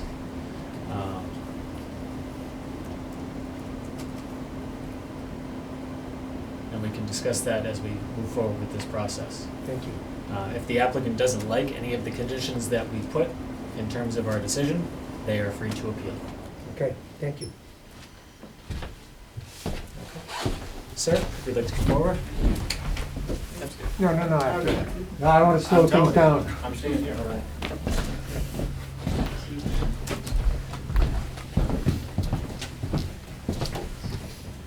Alan Boulay, 9 Charles Lane. Mr. Chairman, if you could go over for the members of the public here, even though this is as of right use in this zone, the standards of approving a special permit and what is considered by the board for approving a special permit, and start with that, please. Sure. So the town has a core standard of evaluating a special permit application. The core of it is that the positive impacts of the development significantly outweigh the detriments.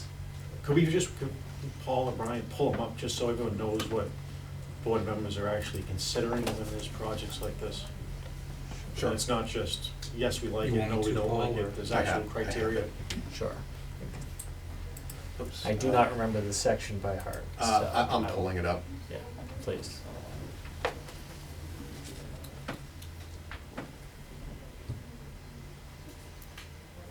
But to speak to your point, the only aspect of the project that's the special permit criteria, that hit the special permit criteria was the applicant's parking requirements.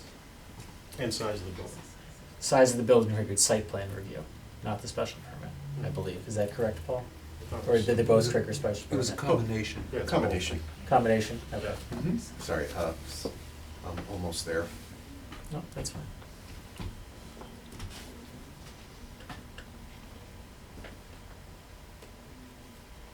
Here we go.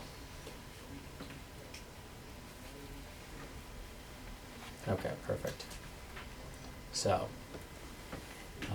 just to stay this, if anybody can't read the screen, the criteria that the board evaluates for a special permit are: is the project socially and economically desirable, would satisfy an existing need, the advantages of the proposal outweigh by far any detrimental effects, that such effects on the neighborhood environment shall not be significantly greater than could be expected from development if the permit or special permit were denied, that the applicant had no reasonable alternative available to accomplish their purpose, and that specific conditions to minimize detrimental effects or protect the neighborhood have been imposed and if necessary secured by bond or otherwise.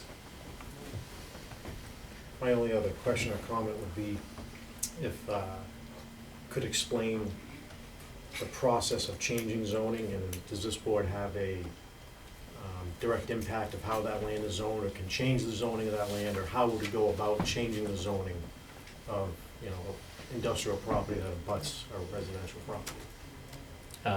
In terms of changing the zoning, that is something that the town could put forward, or any resident could put forward at town meeting if they wanted to propose a change in zoning for a lot, or a section of lots. In general, Norton, because of how it has been developed, has some designated areas that are, there's a bunch of industrial over here, there's a bunch of commercial over here. Norton tends to be a bit of a hodgepodge. We have industrial property next to residential on South Worcester Street, where the cabinetry place is. Across from, we have Home Market Foods in this property. As I mentioned, there's industrial land across on Hill Street, on the back end of the industrial park. So Norton has a lot of, and even beyond that, Norton has a significant number of lots which the existing property doesn't meet the zoning as it is. They're existing non-conforming structures. So you have homes that were built there and the zoning changed around them, and they've just kind of stayed there. So There's nothing this board can do to just change the zoning of that lot, correct? no. If I could Thank you. also offer, in terms of if a resident were to present a rezoning of a particular parcel, the Attorney General would have to approve it, and the state frowns against what is known as spot zoning, which is rezoning a specific lot for a specific purpose as well. Yes. So with the site abutting other industrial sites where industrial uses are being used, it would be a challenge. But that's not something that's been proposed. It's something that anybody could have proposed in the last decade. Yes. Okay.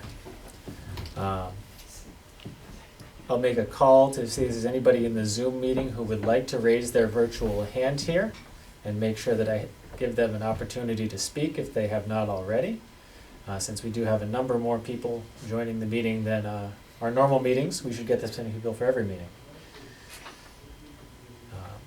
Not seeing any virtual hands going up, I'll go around the room to see if anybody else has any final questions or comments. As the applicant mentioned, they are not looking for a vote this evening. If there's nothing further, I think that the next step would be for the board and the applicant to discuss any further questions, clarifications, et cetera, that we would like them to make before we see them again. So if you'd like to just come up and we can review any of those items. One of the questions that I think that you heard from a number of the residents was in regards to traffic. I know we have the ITE calculations for the warehouse use. Laura, you brought this up initially. Is there anything specific in terms of traffic study, traffic data that you would like to see as it relates to this? I'm not sure. I mean, we could put down a couple of speed trips and see what the average speed of people traveling on that road is to make sure that sight lines are good. I'm assuming that the average speed of people on that road is not the speed limit. This road in particular, this section of this road has come up before to town meeting to have it, the speed limit changed. The motion was not moved at town meeting. The select board went through the effort of putting that as an article on town meeting, and it was not moved, so nothing happened there. There were some discussions about doing the solar powered speed monitoring, so it flashed when people were speeding. I don't know whether those were ever installed or not. I have seen one on Southwest. John Scott by, Yeah. There's one on Southwest. There's one Yeah. at Southwestern. yeah, right across from Everett Leonard generally, yeah. I'll take guidance and suggestion from the board whether we feel having just seen the trip generation calculation, it seems sparse in my opinion. But again, I'm looking at the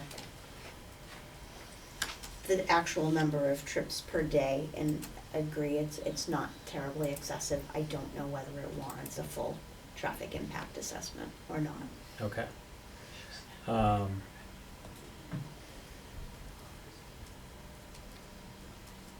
Is this something where, I'll ask, would you be amenable to, I'm not sure if, in terms of the site distances coming out of the site, would it be something where you would be comfortable putting down a speed monitoring just to confirm the average speed to make sure that our site distances are good given the concerns around speeding and et cetera? Yeah, I certainly. And that would give us some, at least data on trips and average speed to look at to supplement what we have in terms of the IT calcs. Is that? I think we certainly speak to the client, and see if they're amenable to that and run the analysis and provide more information on site distances at the intersections as well, if you're looking for that information. Yeah. Does that seem reasonable to you? Yes, thanks.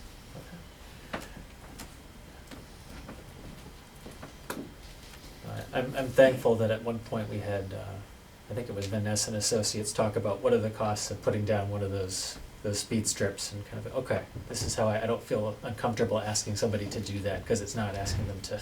Yep. Yes. Okay, so we talked about traffic. Are there additional questions that we want the applicant to review in terms of before they come back to us again?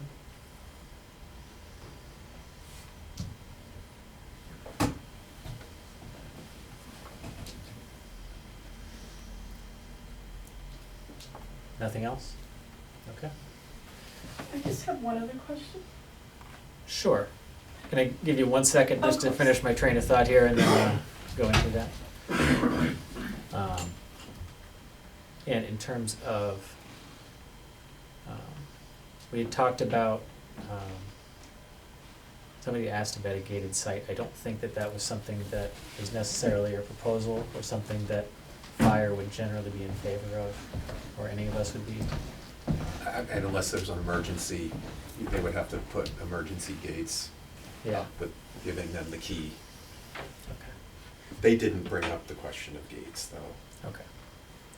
If there was something dangerous on site, I'd feel better about it, but Sure. Yeah. Okay. I think the only other homework item that I had on my list here was just a confirmation that there's not any hazardous materials that are part of what you generally do.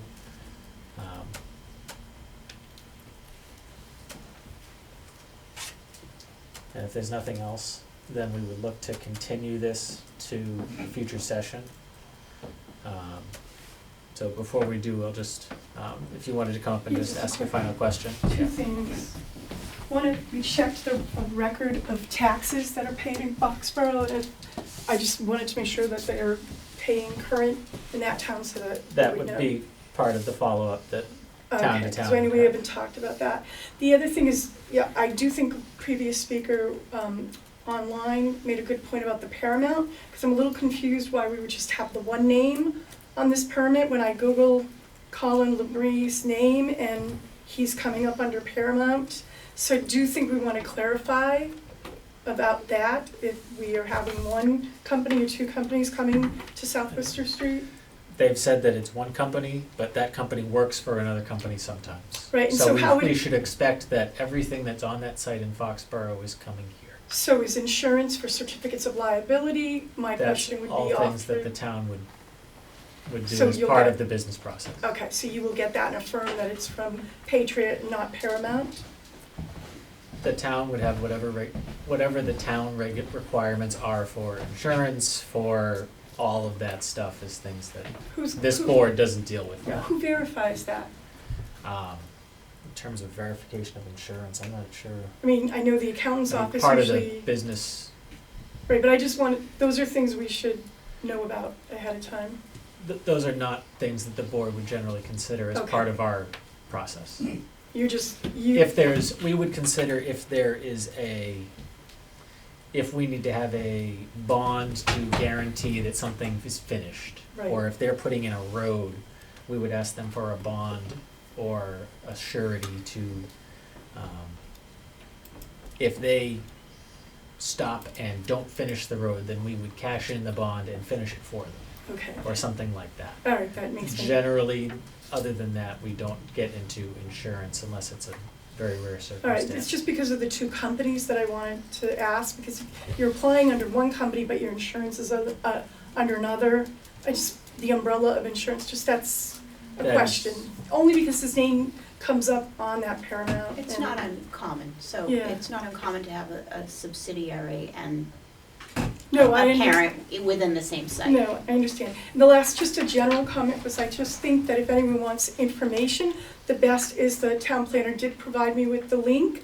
And I do think your memo of May 8th is very insightful because it does list all the conditions and what the planning board has to do to consider and what's in your purvey. So I think that would help answer some of the other resident questions on what they can and cannot do and what they must consider in terms of the considerations on the impact on the neighborhood, because it is all in this memo and it's very straightforward. So I found that helpful as a resident concerned about this project. And if anybody can't find the link on the town website, they can definitely reach out to the town planner or town staff, and they'll send you the direct link. So in terms of continuing, you do not have any additional things in motion with other town boards? Nope.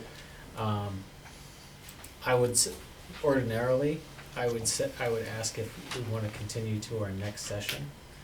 I would say that in this case, it may make sense to skip one session and come back in the subsequent session, simply because there's a potential that an additional member of the board may have a conflict on the next meeting date, which would be one of your voting members. So rather than June 11th, our next date would be the 25th of June. Is that a date that works for you? That works for us. Okay. And do you have any additional questions, clarifications on things that we've asked you, things that you need us to give you before we continue? I will add that I've just been communicating with the client via text here. He couldn't make the meeting today, but you're welcome to reach out to the town of Foxborough. There's no issues that they've had as it relates to their operations, finances or any of that stuff. So you're more than welcome to confirm, but I expect you'll get good feedback or no feedback from the town as it relates to their operations. That is fine. But of course, I'm sure that the town will do that on their own, and Yep. I'm sure that I have a very high opinion of myself as well. That's something about your client to know, but Fair enough. that's I'm just a cynic at heart sometimes. Okay. So, any further discussion from members of the board prior to continuing to our June 25th session? Okay. And with that, sorry, No? You ready for a motion? go for it. Motion to continue special permit number 3 and site plan review number 2 to June 25th. Seconded. Okay, we have a motion and a second. Is there any further discussion from members of the board currently voting? Okay. Eric? Yes. Laura? Yes. Jim? Yes. and I will vote yes. So we are continued until that date. The meeting for the June 25th agenda will be posted the end of the week prior, but the Dropbox with all the files will be available the whole time. So, thank you very much, everybody. We do have additional items on our agenda. You're welcome to stay. If you do choose to leave the room, please don't tell me what the Celtics score is, and we do have other items to discuss. So. I'm taking that. Okay. And moving on to the final public hearing of our agenda this evening. You can steal your agenda here. That is an SP-6 special permit for 0 Crane Street. The applicant is seeking permission for a special permit for earth removal and a common driveway. Paul, do you know if they are here in person or remotely, or if they have anybody? I'm actually here remotely, Mr. Chairman. Evan Watson, W Engineering. Thank you. I saw the logo on the screen, but I didn't know it was what it was tied to, so thank you. Oh, good. Yeah. You should have the ability to share your screen. Please let me know if you do not. If you'd like to just give a narrative of what you're looking to do here and the relief that you're speaking from the special permits. Very good. Thank you, Mr. Chairman. My name is Evan Watson, W Engineering, representing the applicant. Also on the call is Lee Kess. One second, sir. I'm going to ask you to hold on just a second. We do have, gentlemen, we do have a meeting going on at this time, so I'll ask you to please have your conversations in the hallway.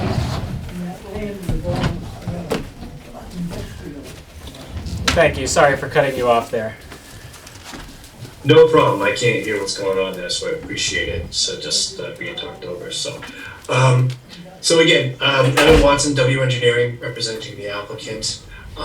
What we have here is a proposal to construct 4 single-family homes on a piece of property in Norton on the corner of Crane Street and Pine Street. And because of your bylaws require that if a certain amount of earth is required to be moved from the property, even if it's incidental to construction, it would require a special permit for earth removal. And then also on this site, you can see that there is a wetland in the front of one of the lots. So to reduce the amount of impact to resource areas, etc., we're proposing a shared driveway for 2 of the lots. And again, your bylaw requires that if we are proposing a shared driveway, that this planning board is a special permit granting authority and list criteria that we could meet to allow for that. So I'm going to step through the plans briefly, and then I believe the town planner had issued a memo basically helping the board understand how we comply with the bylaw, both for the shared driveway and for the earth removal. Thank you. Please go ahead. Yep, so this site here, you can see these are the topographic lines here on the property. Each one of these lines, it represents 1 foot in elevation. So you can see we have an elevation of 95 here. Not too far away, we're at 80. So we have 15 feet of elevation change. The road is at 72, so we're from 95 to 72. And then throughout the site, it's what you call pit and mound topography. There's just a lot of up and down and all over the place. So it makes it tough to build a house on, a lot like that with all these without actually removing some soil. So part of our application for these will have septic systems. So we did some test pits throughout the site. And then we also did a grading plan based off of how the lots would work. So you can see in here, we're not doing anything too drastic. We're trying to get access from the road and then provide a flat area for the house and the lot. So you can see up front, the road's at 77, from 80 to 73. And this lot we're proposing to be at about elevation 80. Up in the back here, the existing grade is about elevation 75 in the flat zone to 80. So we're again proposing somewhere around elevations from 80 to 82 to 75 here. And then same thing, this area, it's sloping all the way down. We have an elevation 85 to 70. So we're setting that more or less at the middle there. And then same thing for the last lot, coming up from the road and then trying to balance out and then get rid of all the really tall mounds and pitfalls and things like that through here.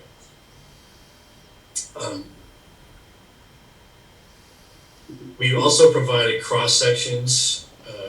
Well, here's the results of the test pits, erosion control notes, etc. We wouldn't typically do this, but your bylaw requests that we provide cross sections throughout the site. So on the site plan, you can see, and I don't have to detail this too much, but it shows you, basically the level of excavation that we're looking to do. And we're not looking to go so deep to get close to the groundwater. The idea here is not to remove all the soil and then run away and forget to build the houses. We're looking to build the houses here. So all of these cross sections you can see is why we're doing that. Moving on to the shared driveway portion of the site, again you can see we have a colored one here a little bit better. So we are in front of the Conservation Commission. They didn't close our hearing last night. John Thomas was away and they didn't feel comfortable conditioning any approvals. So we're expecting approval at the next hearing. But this purple line is our 25-foot no touch. We have the 100-foot buffer zone. So you can see in here it's difficult to get a driveway on this lot and be within the 20-foot no buffer zone. However, we can slide it over, we can be almost out of the 100-foot buffer zone, and then have that driveway shared for the two.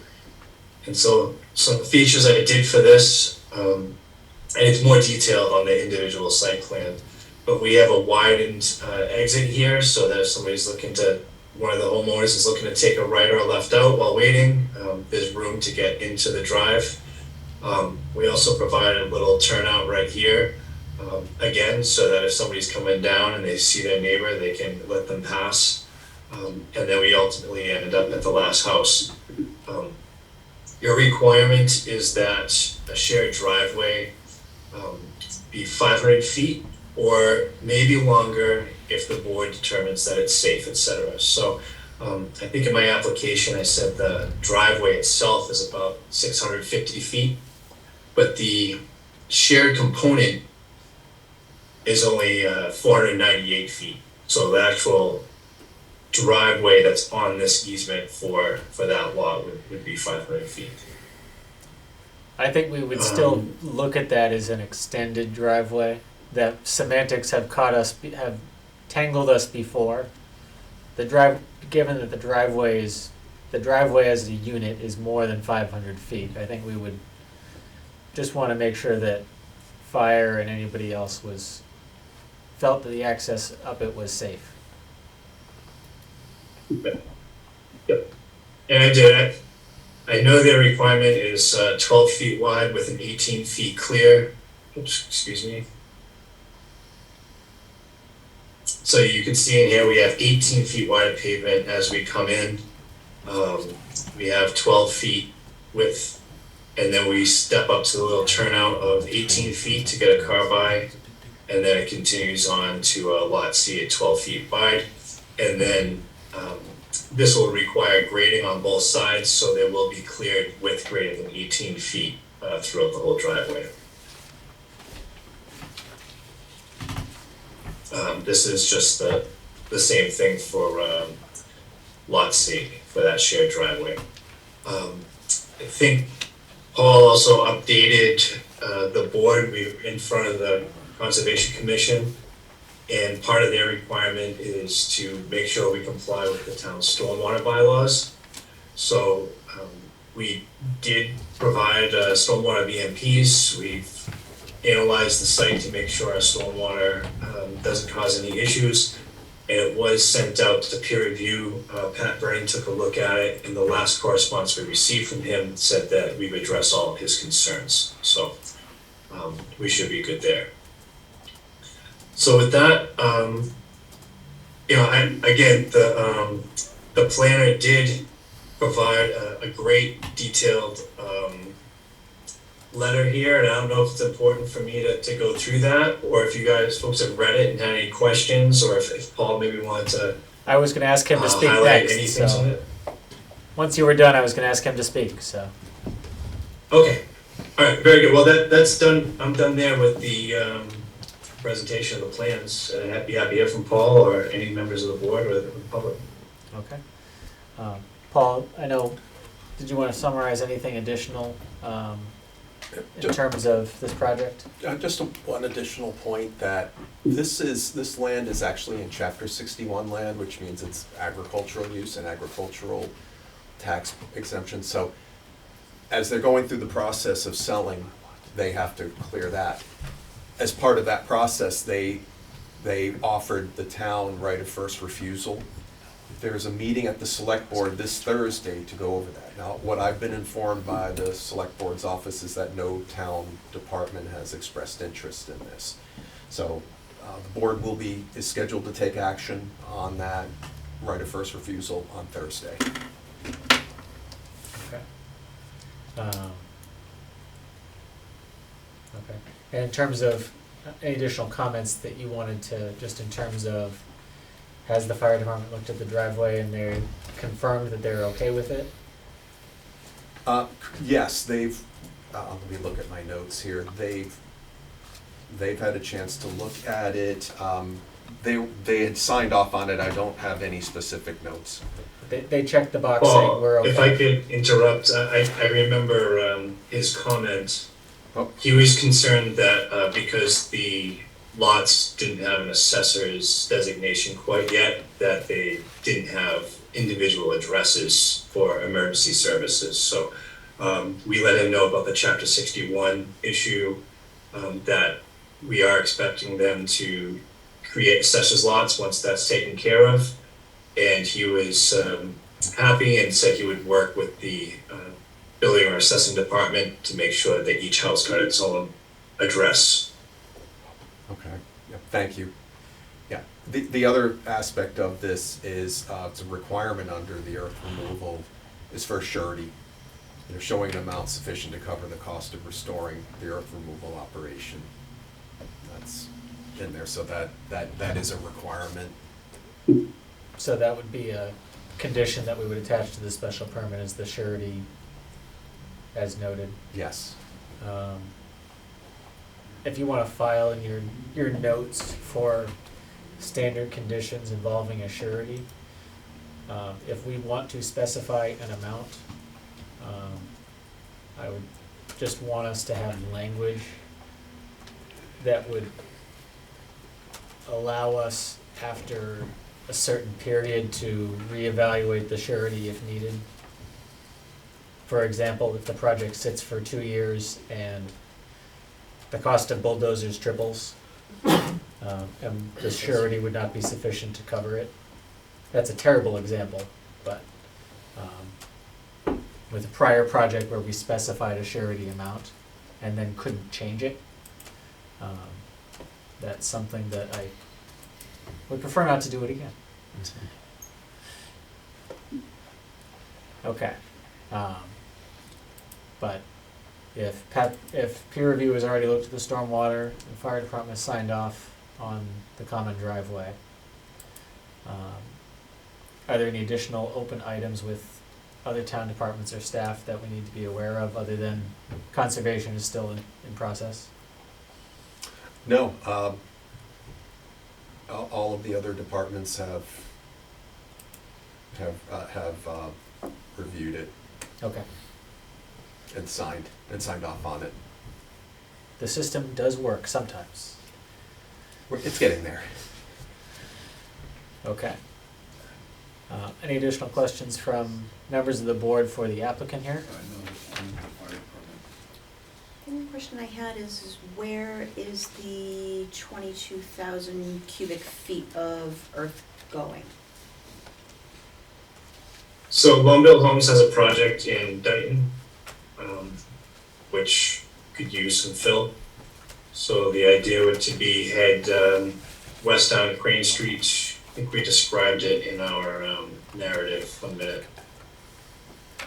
Said that the trucks will leave, go down Crane Street, head south on Crane Street to Route 140 south, then go through Taunton on Winthrop Street and south on William Street into Dayton. For the majority of it, that's the plan. A truck here and there might run somewhere else, but There that's is a the idea, confirmed plan They that- have a 104 lot subdivision there that could use some fill. There is a confirmed plan, is the, yes. Okay, Just don't want them to wind up in the wetlands somewhere. yes. Keeping it out of the wetlands would be, is definitely what we need. I actually think it's an odd direction for them to go. That if they go this way, they hit the industrial park and they have much better roads and wider roads to travel and an easier route out of there. But So to you see what I'm interject saying on that, versus going this way? I'm gonna call you up in just a second here, yeah. Okay. But if we wanted to condition, truck travel directions based on putting people through the industrial park, we've done that for other projects, especially for construction vehicles. That's pretty standard for, when we do a decision, so. It's actually an easier route for them. They might like it. Hey, if it keeps them away from more residents, then Mhm. that's a It does bonus. that too. Yes. It's easier for them. Okay. So, any additional questions from members of the board for the applicant here, and then I'll go to public comment? Just one that I'm not sure our bylaw covers, and I could have missed it, but it would probably be good in our conditions to have street sweeping as needed, leaving the, I'm not sure it's covered in their narrative or our bylaw or anything. For construction? For During construction? For earth removal, it's most likely street sweeping will be needed. I'm not sure I saw it covered anywhere, could have missed it. Yeah. I would just, if it's not covered anywhere, I'd like it in a condition. Yeah, I don't recall a special permit that was just for earth removal recently. It was always tied to other stuff. I've So- applied for a couple, and that's usually a condition. Perfect, okay. Yeah, if we can add that to the potential list here, okay? So, not hearing any of the comments from the board, obviously we can ask them again, if they come to us in the next few minutes. If there's any members of the public who'd like to come up and ask questions for the board, I'd ask you to please come up to the podium and just state your name and address for the record, please.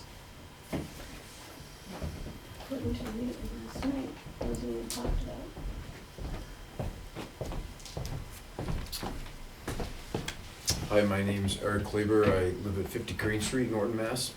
So we abut this property, which is about to be developed. So our concerns are the vernal pool in the back, which we had a conversation with the Conservation Committee yesterday. And now they're talking about hauling all this material out, this earth removal. Where's that gonna come out of? Is it gonna come out on Pine Street or Crane Street? Because if it comes out on Crane Street, that's agricultural land right there, and it's not supposed to be ridden over. So there is a road that goes through a gate there, but it's already segregated as agricultural land. So are they gonna have to build a new drive to get that material removed out of there? And how is that process gonna work? Sure. So the expectation is obviously they'd have to have a drive come out of the site to take anything off. One of our standard conditions that we generally include, depending on where the project is located, is specific directions for construction vehicles to travel. So in a lot of cases, if it's something up on Washington, we'll say go through the industrial park, not through all the residential streets. Which generally they want to get to 495 as quickly as possible, so it makes sense. But similar things we can evaluate to send them in the right direction. Because as we already have in our neighborhood, similar to the whole South Worcester situation, you know, we have a lot of people that walk their families and pets and things up and down our road. So do we really need more? You know, this is the reason we already have signs up for the no trucks going down through this area from the industrial park. And we already have a high amount of traffic that goes in the morning, in the afternoon. So adding these trucks into this whole mix is gonna create just more, it's just gonna add more congestion.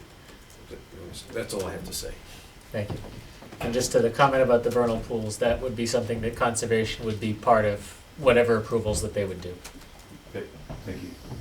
Yeah, please.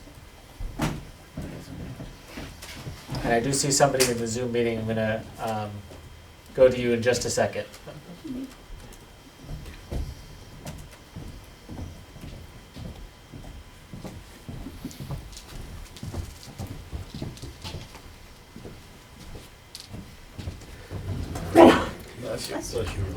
I've lived at 50 Crane Street for 52 years. And this phenomenal thing they want to do is difficult. And last night we watched the meeting because you can't attend them on Zoom. And my son spoke on Zoom. And we left the meeting with things not even talked about. Like Lisa said, they didn't even have a path for the engineering company on their plans, where they're coming from or where they're going with the dump trucks, with all the dirt they're removing. And so that was left open-ended. And so were a lot of other things by the conservation. This has gone on and on and on because they're saying we don't have a vernal pool that is feasible, and yet we do. So there's a lot going on between, and the director wasn't there last night. So Lisa kind of helped along, which she's great. She's, I think, an engineer. Anyway, throughout the whole meeting, there was all kinds of questions that couldn't be answered. And they couldn't answer them either, the engineering company. And so we were talking about the APR land, and that's where they were going to go in with the dump trucks, to go in and go on the back and remove the earth. And they can't do that. That's why she said, you have to have a plan where you're going in and where you're going out in gravel, and the dirt has to be, you have to think about what you're going to do with the dirt in the street. And she gave them all that. And I sound like I'm going on and on because I just, every single step they've taken, there's been a problem. And we have wetland, we have vernal pools, we have springs, we have Esther's Pond, which they haven't even addressed, which is all spring fed, and all this building is going opposite of the pond, and the commission is trying to handle all of it, and I'm not sure I haven't seen this map about the shared driveway. That's where the two boards kind of say, that's your lane, that's your lane. Yeah, which lane are you taking? So to hear it tonight, it's like, and I thought that was going to Neil Dian's driveway, who initiated this whole thing, the selling of the land. Their mom passed away, and so the kids want the money from the land. So that's okay, fine. But it all has to be done professionally, and it just seems like coming tonight, I didn't know that this was happening. You know, the shared driveway, where they're coming out, because those questions weren't answered last night. And it just happened. And I'm not good about going on to, my son is good, but if he's not there, it's difficult.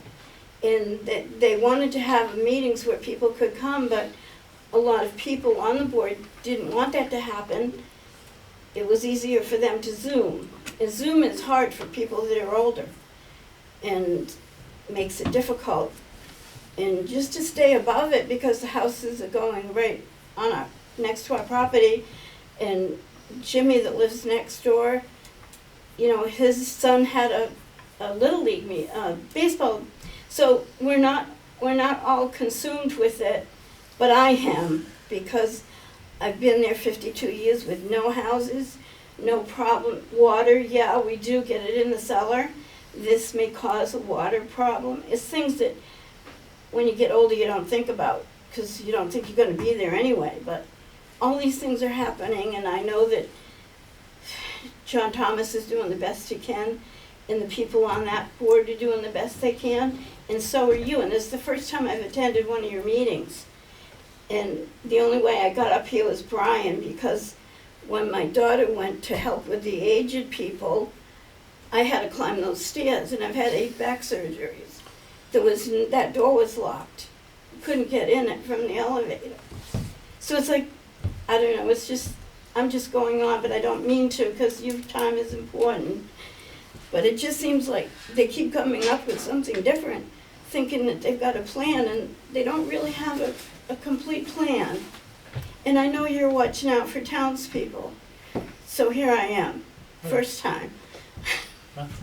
And that's We got you to a planning board meeting once, so thank you. We got you to a planning board meeting once, so thank you.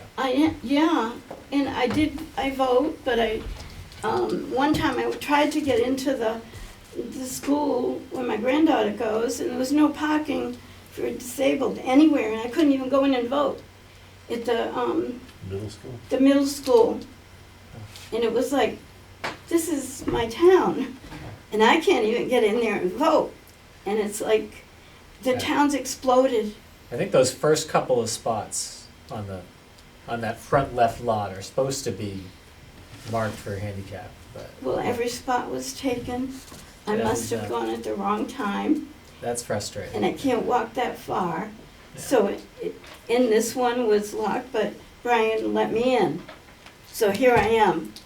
And that's the story. Okay. But I wish it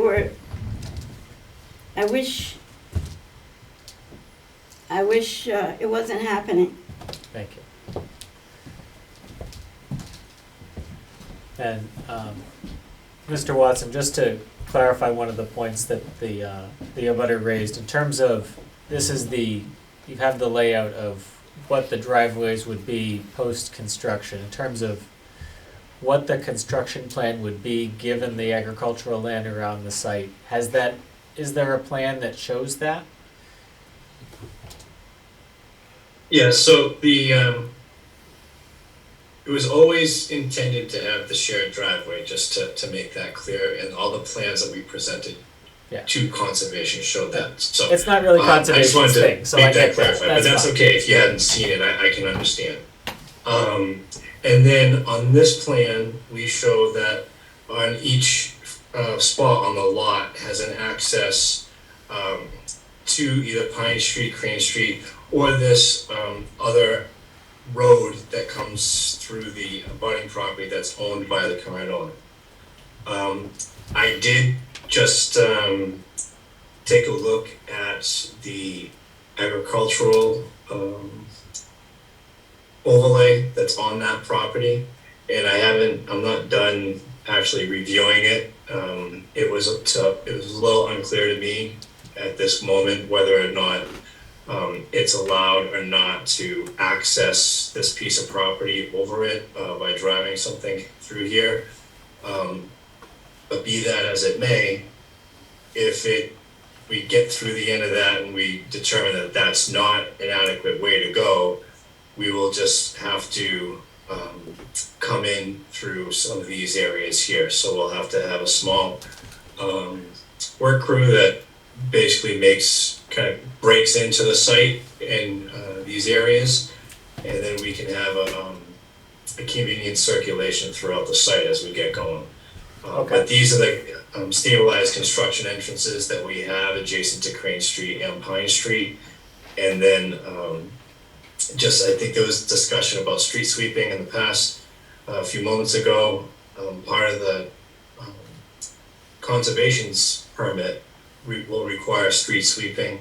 And then we'll also have to file a SWIP with the EPA, which is a construction general permit, which dictates our erosion control and street sweeping and all those types of things as well. So if you wanted to put it part of your permit, then that's your purview. That's absolutely fine. But just didn't want you to think that it was overlooked.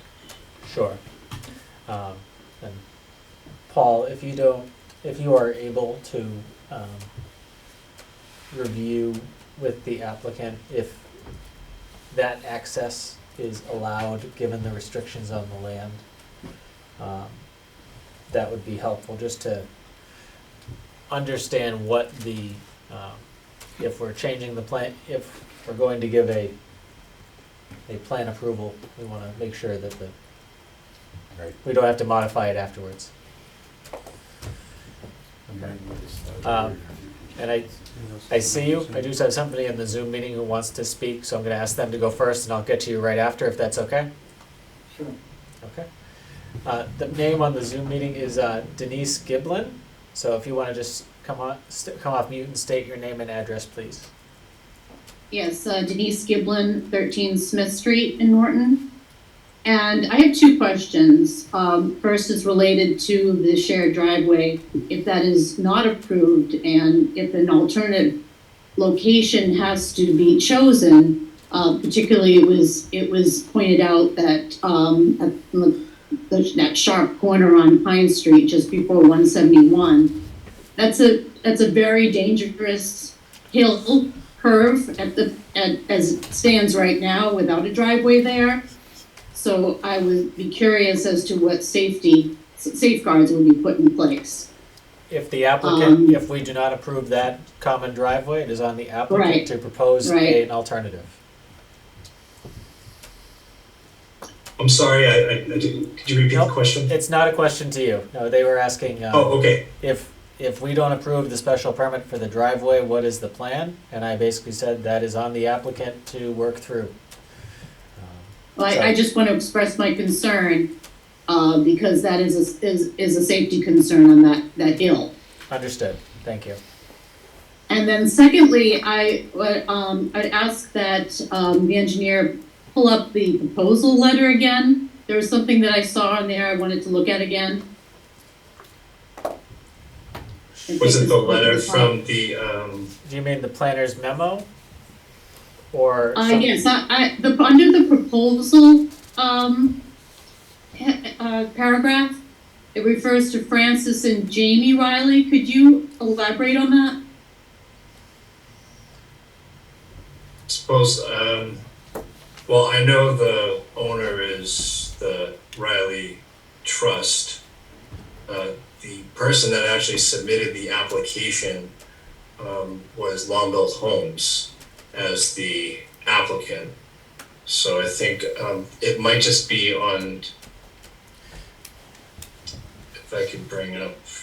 It was on the assessor, so. Yeah. Okay, so that's how the assessors had it marked. So that's all of the,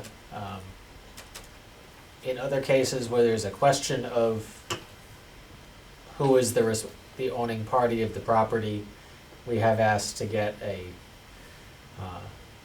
letter stating that this is acting on behalf of the owner or something like that. I don't see that as something that we necessarily need to address in this case, but. Well, who are the owners being referred to? It's the Amelia Riley Land Trust. Right. Right. But when you refer to Francis and Jamie Riley, who are you talking about? As the trustees? Ma'am, this is the town. As the owners? Ma'am, the town can only issue permits to people who own the land. Or who I'm represent trying to those get that at the own the fact land. that who owns the land? Who are you referring to those people in the letter as owning the land? Ma'am, you are So free to follow Francis up with the town. Riley is the trustee of the Amelia Riley Trust. And? Who is the, and he's the, and that's the owner of the property. And then Jason Riley? Mr. Watson, I'll ask you to stop. Oh, go ahead, sorry. Ms. Giblin, I'll ask if you have any questions about ownership of any particular lot in town, please, that is a question best directed to town staff. It's not the applicant's responsibility to untangle how a family may have set up their estate planning. I'm not really questioning the intricacies of that, just how the letter, as stated, is false. If I could offer, the name was pulled from the assessor's card, and the assessor's database is only updated approximately once per year.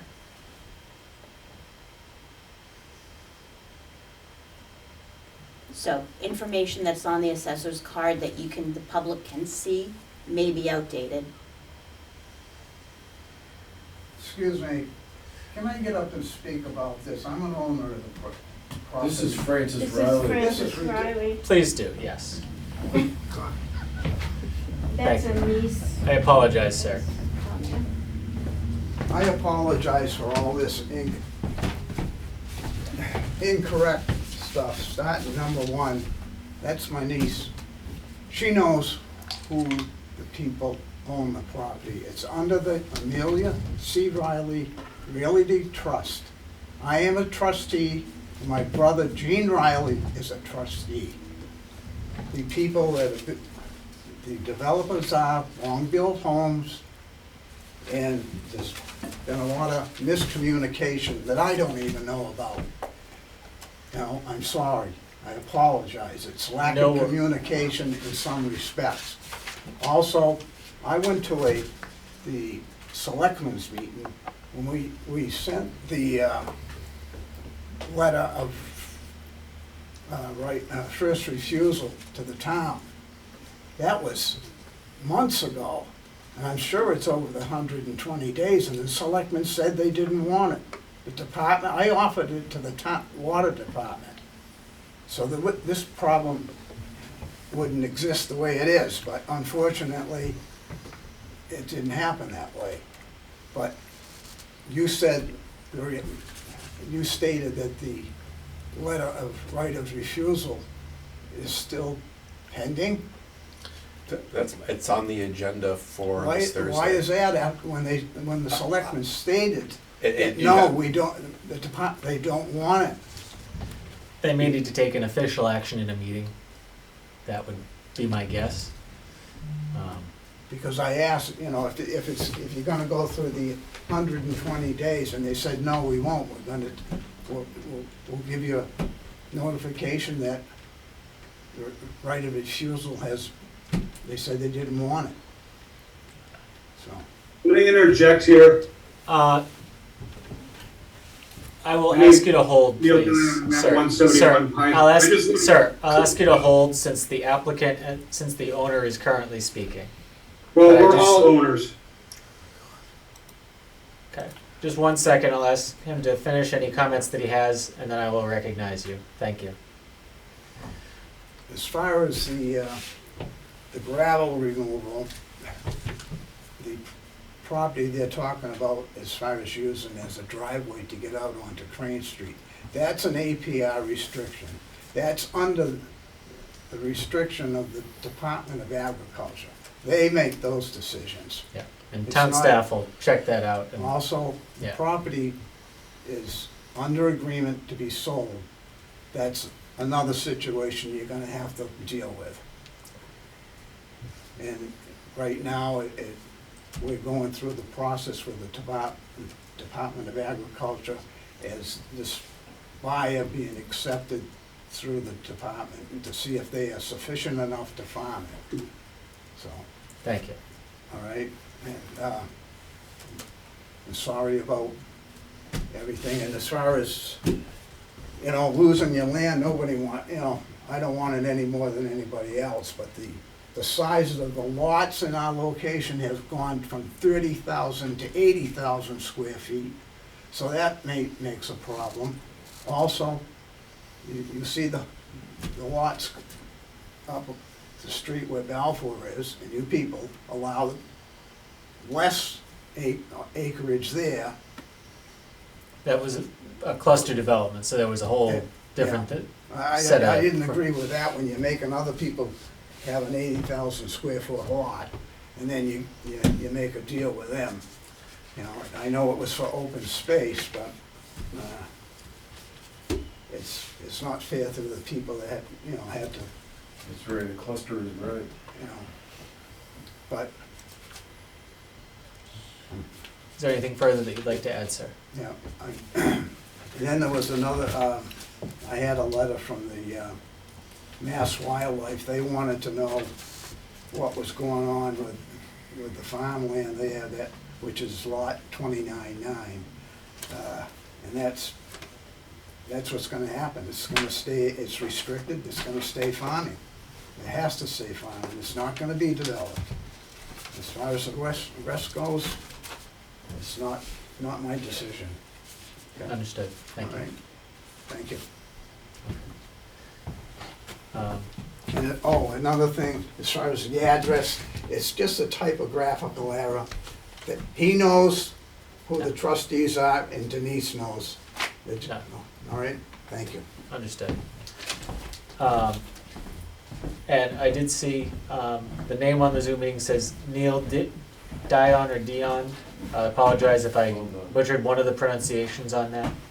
But if you'd like to state your name and address, please, for the record. You are currently on mute. Sir, you're on mute right now.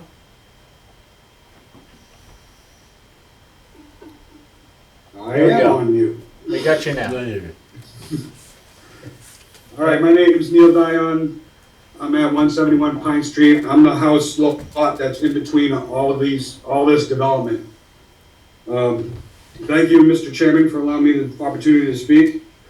And I'd like to clear up one thing that when Butch Riley was speaking about the right of first refusal, the right of first refusal on the 11.8 acres, which is where the 4 house lots are, was already conducted. So the town did waive their right. The one that's in the books right now that they're voting on or trying to decide what they're going to do with it is for the lot between Steve and Mandy, which would be 40 Crane Street. The attorney did not submit both properties at the same time. So I just want to clear that up for Butch. I hope he understands that. Okay. Yeah. From the planning board's perspective, we are looking at the project in front of us.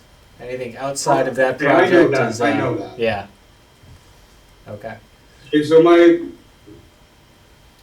I just want to say to the board regarding this shared driveway. The shared driveway is there just because lot C is not a feasible lot. You don't have the room to put a driveway in. So that's why you're going to put a shared driveway in, so you can add another house in there to get some more revenue. But the thing is, that driveway is going to act like a dam for my property. Yes, there's some collection pools, but what happens when those are full or there's a maintenance problem with those collection pools? Who is going to maintain it? Which resident is going to maintain it? Who is going to oversee the residents maintaining it? Sure. So, go ahead. I would say that the stormwater plan itself was reviewed by peer engineer, correct? Yes. So, an independent engineer was hired to look at all of the stormwater calculations and evaluate what happens when it rains a whole heck of a lot. In terms of what lot is responsible for maintenance, if there are specific aspects of a stormwater plan that require ongoing maintenance, that is generally something that is included in what conservation puts out. Right, but who's the governing authority for the homeowner? Is this going to be an HOA where there's going to be oversight for this kind of stuff? Those are my questions. Unless that is put before us, it would be on whatever lot. If it's a common driveway, it sits on one lot. So whichever lot it sits on, it is the responsibility of that homeowner because it's their land. and the other user would have an easement or something like that to use the common driveway. So this is gonna create an argument between homeowners. That's what I foresee in the future. I mean, not everybody is happy-go-lucky and can have a good relationship with their neighbors. I'm not saying that that's what's not gonna happen, but the possibility is there. That is. So it's gonna create a headache in the future, is what I'm saying. That would always be something that we would consider when looking at any common driveway application, even if it's coming forward as a common driveway with, my daughter wants to build a house next door to me. One house may change hands and people may not get along quite as well. That is always something Correct. that the board Correct. does have to think about, not just right now, but in the future. That's something that we do with every project. That's my concern with, if that does happen, my concern is with the water, because that has to be maintained. And it would go with whoever owns that lot that the driveway sits on. And that would be part of the requirements of the permit that they got from conservation. I don't agree with that, but I would. Mr. Chairman, if I could just make one comment to clarify a little bit for the board. The shared driveway here is at an elevation that's, between 4 and 5 feet lower than the abutting property, so. Yeah, but Evan, at that holding pond right there, at the driveway, it's right on the edge of my property line. Yes. So. And then the low spot is here, so everything would flow this way. Nothing goes this way because this is all higher. So, but I just wanted to clarify that for the board. Thank you. I'll just ask that for the future, just direct everything through the board, because I try to avoid cross-examinations going on, even if people are being professional. So, Mr. Dion, did you have any additional comments or questions that the board can answer for you? I ask that you reject this proposal. Thank you. Thank you. Are there any additional comments from anybody in the room here or anybody who's joining the Zoom meeting?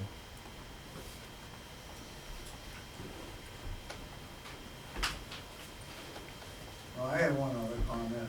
Sure, sir, if you'd like to come back up. And I know you just spoke, but I'm going to ask you to say your name and address for the record, please, again. There's also Denise. I think she just never lowered her hand. Unless you put it back. This man here requested that they do sweeping of the streets when they're moving gravel. Well, I live on Pine Street, and all the time they've been doing the construction for over a year. Did you require them to do it?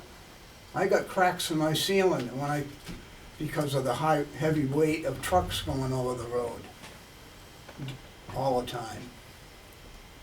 And when I went and talked with the town manager, all he did was give me the address of a company and go see them. The building inspector would be the building department would be the first department you should contact. Well, I went to the town manager first. He should,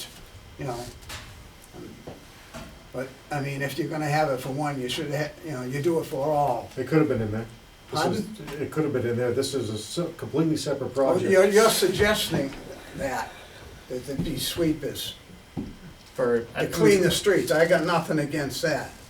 But what I'm saying is. It's just common sense. You're bringing Yes, it's common 20,000 sense. I know that, sir. But you do it for, if you want it done for one, you make the rule for everybody, Who says we sir. didn't? Pardon? Who says we didn't? Who says it's not in there? I can't remember that far back. Did you ever request it for the 4 lots on Pine Street? With all? How am I supposed to remember one of the Pardon? 50 Alan. meetings that we're talking about? It's out of line. Alan, it's not, we don't need to. All right, I'm sorry. No, but that's what people get upset about, sir. It's just like with the construction on South Worcester. I pity those people there. They've lived there for years.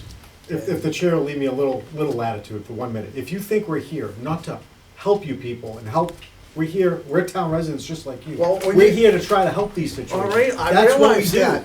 I realize that, but when I go up and We're not I speak to... argumentative with you, we're trying to help the neighborhood. I realize that. Okay. But I'm explaining And to we're here you. doing the best we can at I 10 think- o'clock at night for projects. Thank you, I Tim. think we've, Okay. yeah. Okay. All right. Thank you, Mr. Riley. Well, This is Denise Giblin again. If I could just speak briefly. Sure, please, if you could just state your address again for the record, please. Sure. It's 13 Smith Street in Norton. Thank Just going back to the letter, I don't want to beat a dead horse, but I know and I understand that this is not under the planning board's jurisdiction, but if there's any direction or advice that you can give as far as having that portion of the letter reworded so it does not reflect Butch and Francis and Jamie Riley, which are a couple, and reflect Francis and Jean Riley, who are the trustees. I would encourage you to send an email to the town planner, who can review any of the documentation that is filed. I appreciate that. Thank you. Okay.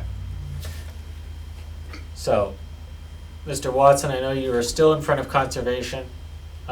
Given that the conservation agent was not in the last session, I have a general hesitation to close this public hearing prior to them moving forward, so that they don't ask you for changes that are not reflected in anything that we have in front of us. Were you continued to a specific date by conservation? We were to June 10th. Okay. Our next meeting is, of course, June 11th. Would you prefer to be continued to that session, allowing you not much turnaround time if conservation asks you for changes? Or would you prefer to be continued to a subsequent session? That day would be fine. Our last meeting with the Conservation Commission, they asked us for one small piece of information, which they kind of already have, but they wanted me to clarify a little bit, and then they just wanted the final, word from John Smith, John Thomas. So I'm confident that we'll have closure at the conservation hearing at the next hearing. Okay. Without any changes. Okay. And from members of the board, is there anything further that we want to ask the applicant to confirm?